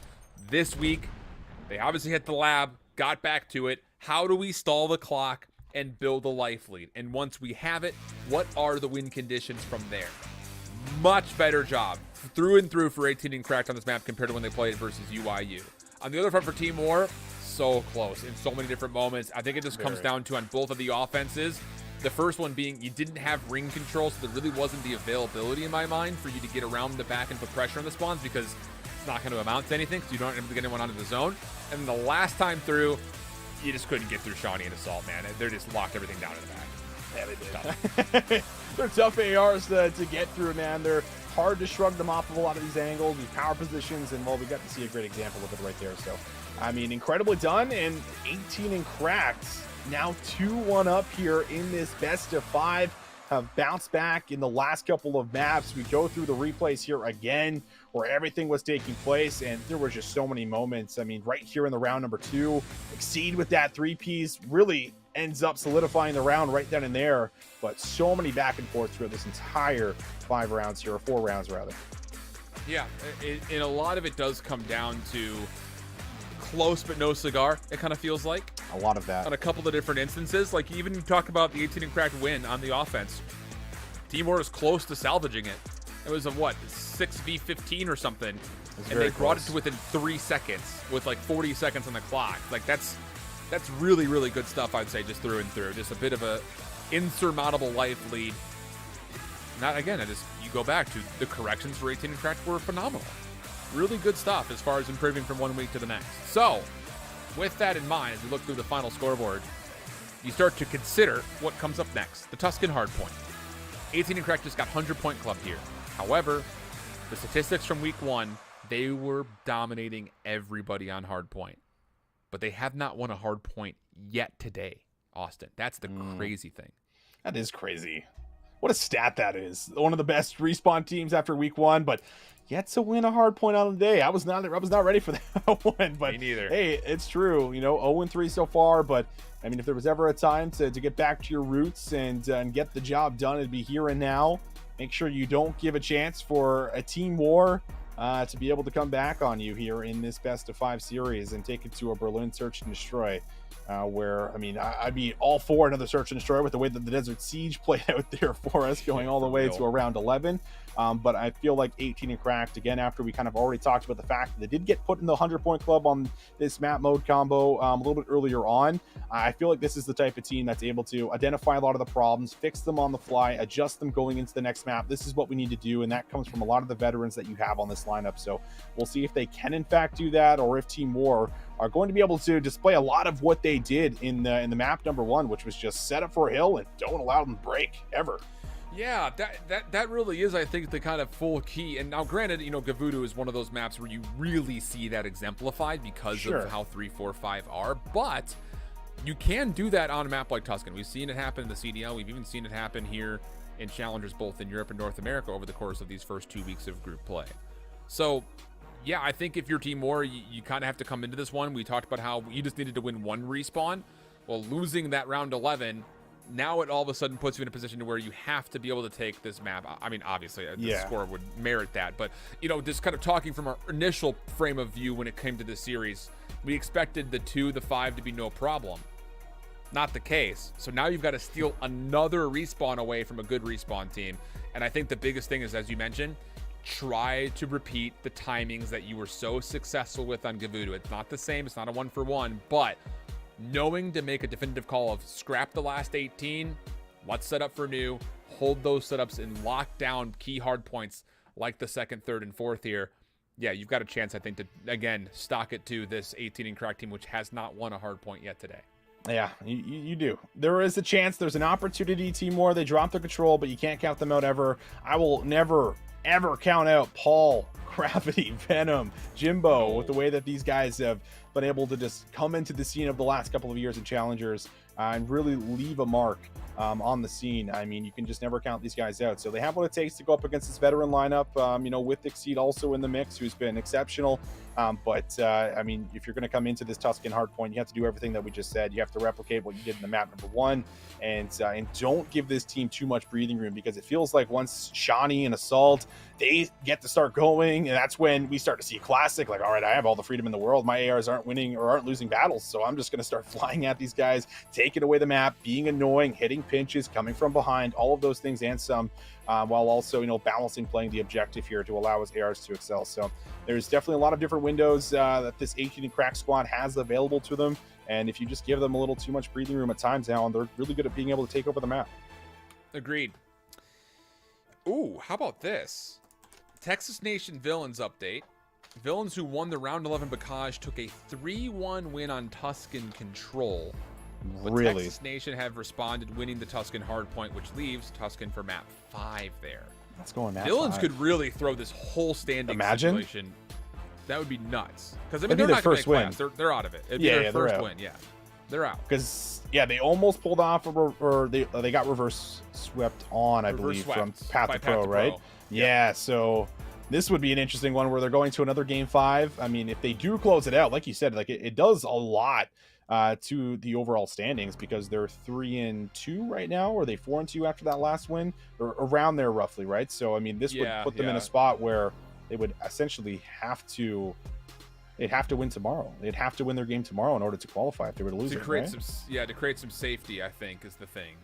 Because right now, Texas Nation is at 3-2. So yeah, if they win, they'd be at 4-2. If they lose, they'd be at 3-3. And by the way, as far as other updates are concerned, Path to Pro up 225 to 128 on whatever it takes in a map 4 Berlin Hardpoint, and Path to Pro is up in that series 2-1.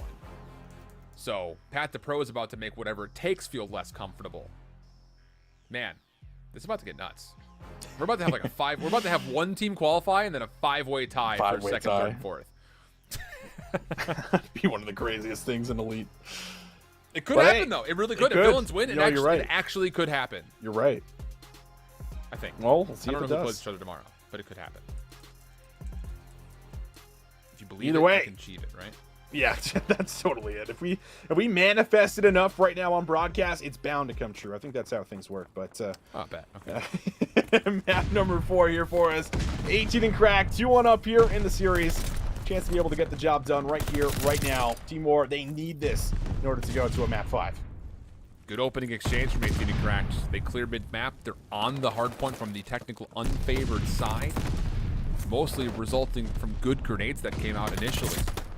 Exceed stops Venom from hitting her out, and this is one of those situations where 18 and cracked, you know, they're just kind of bunkering up, playing good crosses. They're not really looking to hit any pinches, get alongside flanks. They're just kind of blocking mid-map and just playing everything from the front. There's a lot of trust in the ARs, and rightfully so. They've combined for 5 opening kills. Shawnee's 4-1. Jeez. Shawnee 5-1.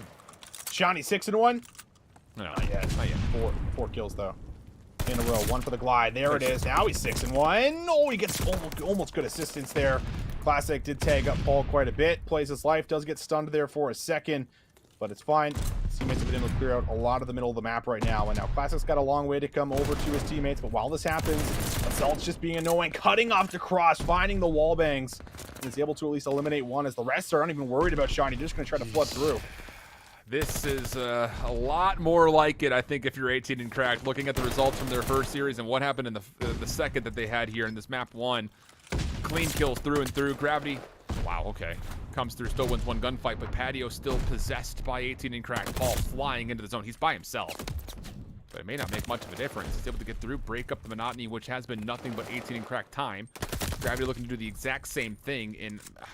I don't know, this is a little stringy. It's a little bit too one by one they come, one by one they fall for me. But the kills mid-map will allow Venom to get on through, take the scrap time, and 18 and Crack are spawning in the worst possible position. If Team War can actually lock this rotation down, they could soak up a ton of time here as P3 opens. Yeah, they can. Jimbo is just sitting in a corner mid-map. Jimbo! How about 3 to be able to reignite a lot of what we expect out of this Team War roster, but in the back, a couple of spawns are here until Venom says, I'm gonna wrap around. He started 0-5 and is now 5-5. Another streak is now in as Team War have flipped the switch. Wow, dude. What a bounce back. Good lockdown to the map. Even here in the contest 20, streaks are being called in.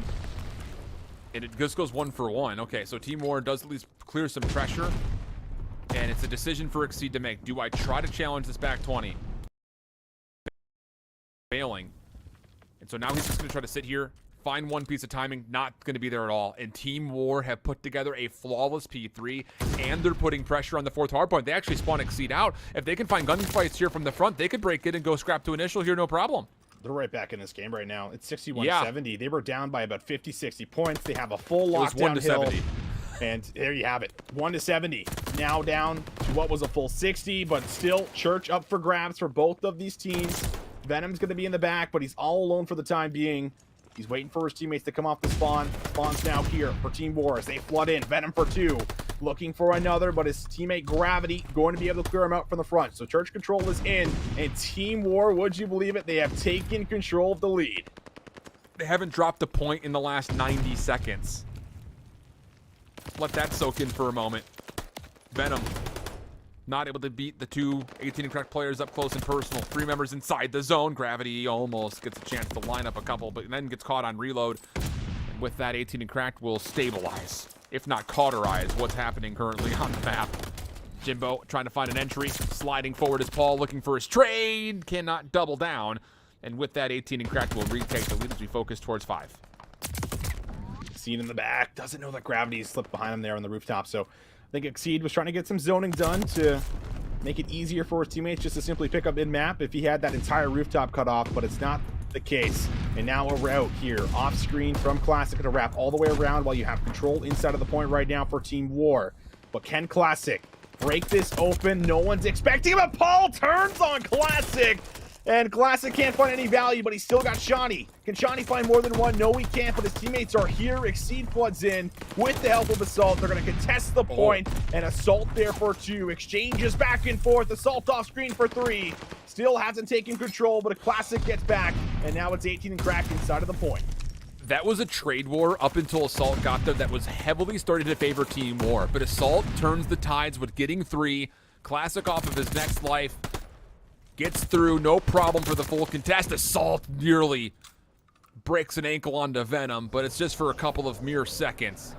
And now, late to rotation, Team War realize they need the assistance of a streak, so the Glide Bomb will take care of Classic, and that's great news because mid-map, Team War is also winning gunfights, and they will be able to get into first hardpoint first.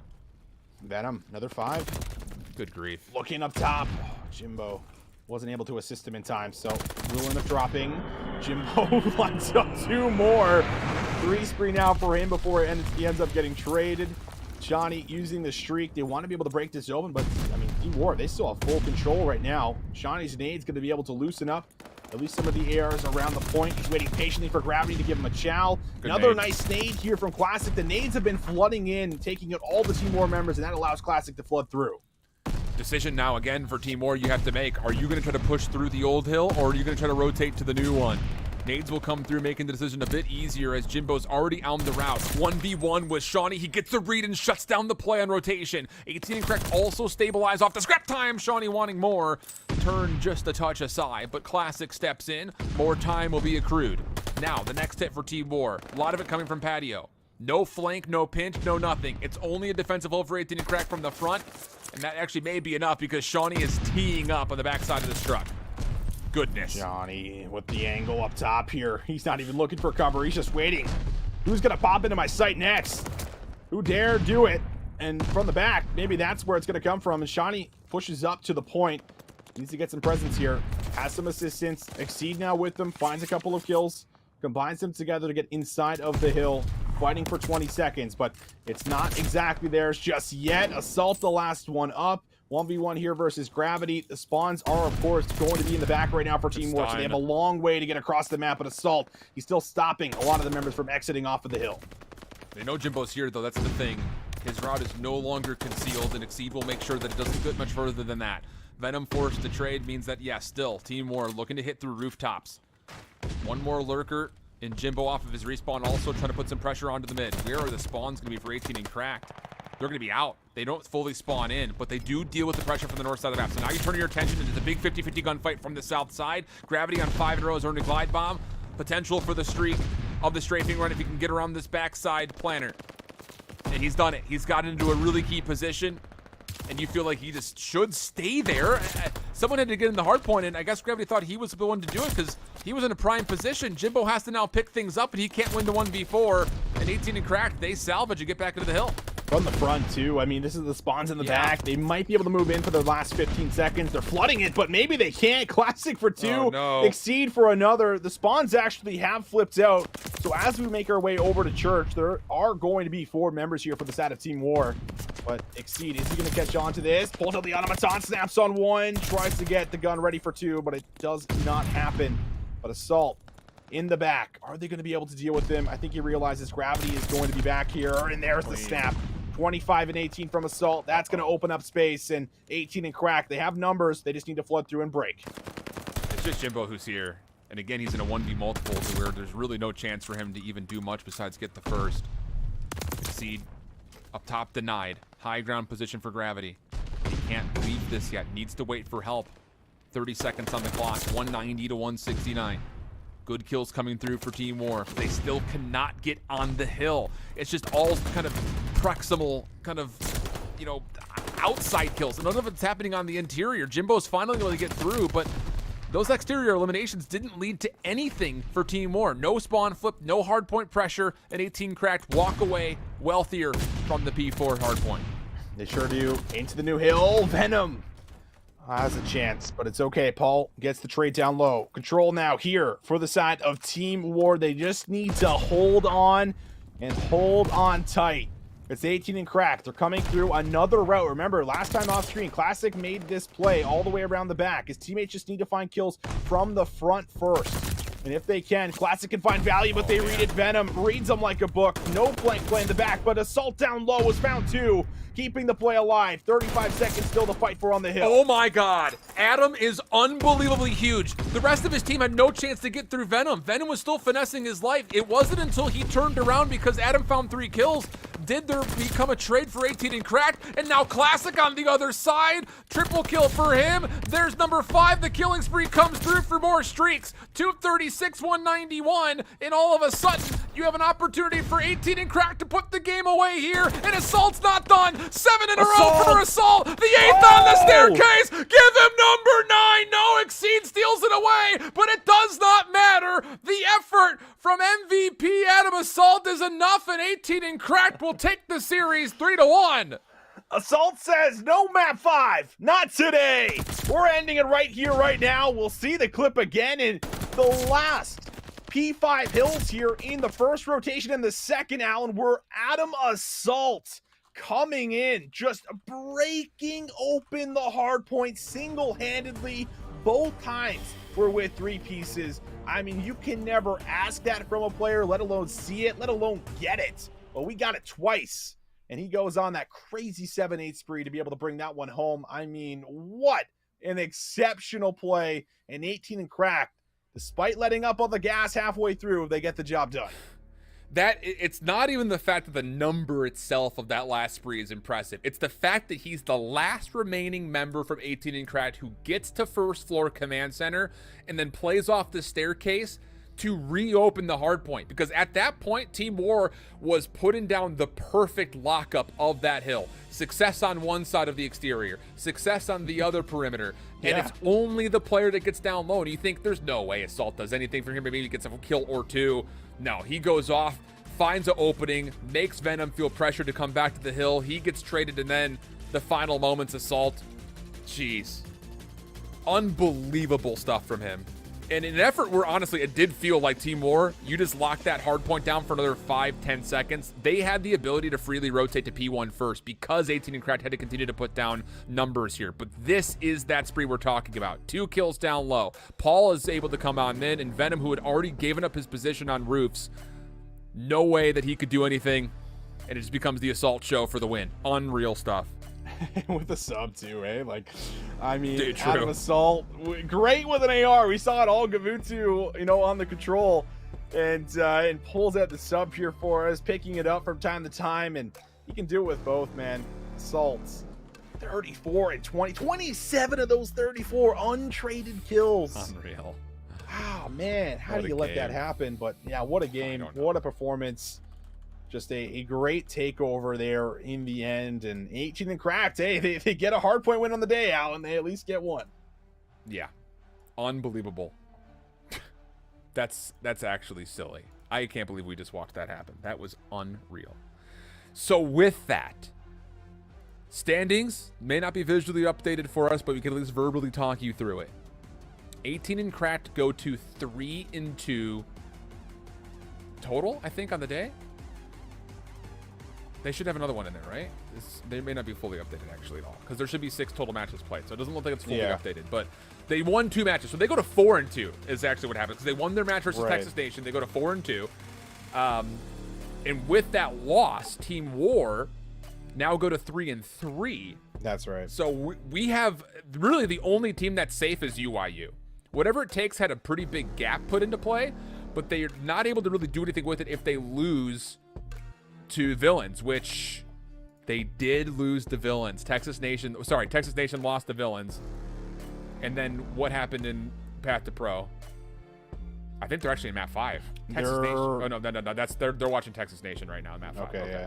Never mind. So I think Path to Pro, they did win. We're getting confirmation. So Path to Pro move up to 3-3. Dude, we're gonna have the Team War. Oh man. Yeah, their time with Team War. And whatever it takes at 4-2, now puts a whole bunch of chaos into the mix, because depending on what happens tomorrow, we could have a multi-team tiebreaker for that 4th place spot. We could. There's too many verbal things to say out loud. It's going to be too hard to visualize. Check it out in COD Gamepedia later. Yeah. What an unbelievable day, though, Austin. Unbelievable day. Yeah, I mean, it was an incredible day. Like, it started with Europe, with a lot of our matches going to game 5s, almost going the distance, some of them to round 11s, round 10s, just a lot of close sets the entire way through. We transitioned over to North America, and that's a similar story. A lot of our games going to these map 4s, these map 5s. It was just a lot of fun all day today, and we talked about how there's more pressure. We like to see how they're going to be able to do. And, this is one of those times where we get to see a lot of those teams step up, end up finding those important wins, and then it all happens again tomorrow. So that's the beauty about all these matches packed into just 2 days here for us. Deep breaths. Get some rest. We'll be back tomorrow. 2:00 p.m. Eastern time. Europe kicks off, and we're probably going to have 2 matches on broadcast that could be win and in, lose, and you're relegated. But for North America, who knows at this point? It's just unbelievable displays from left, right, center, inside, outside, upside down. North America looking unbelievably chaotic. Team War falling here throws everything up at awry. Tomorrow, see you then, 2:00 p.m. Eastern for Europe.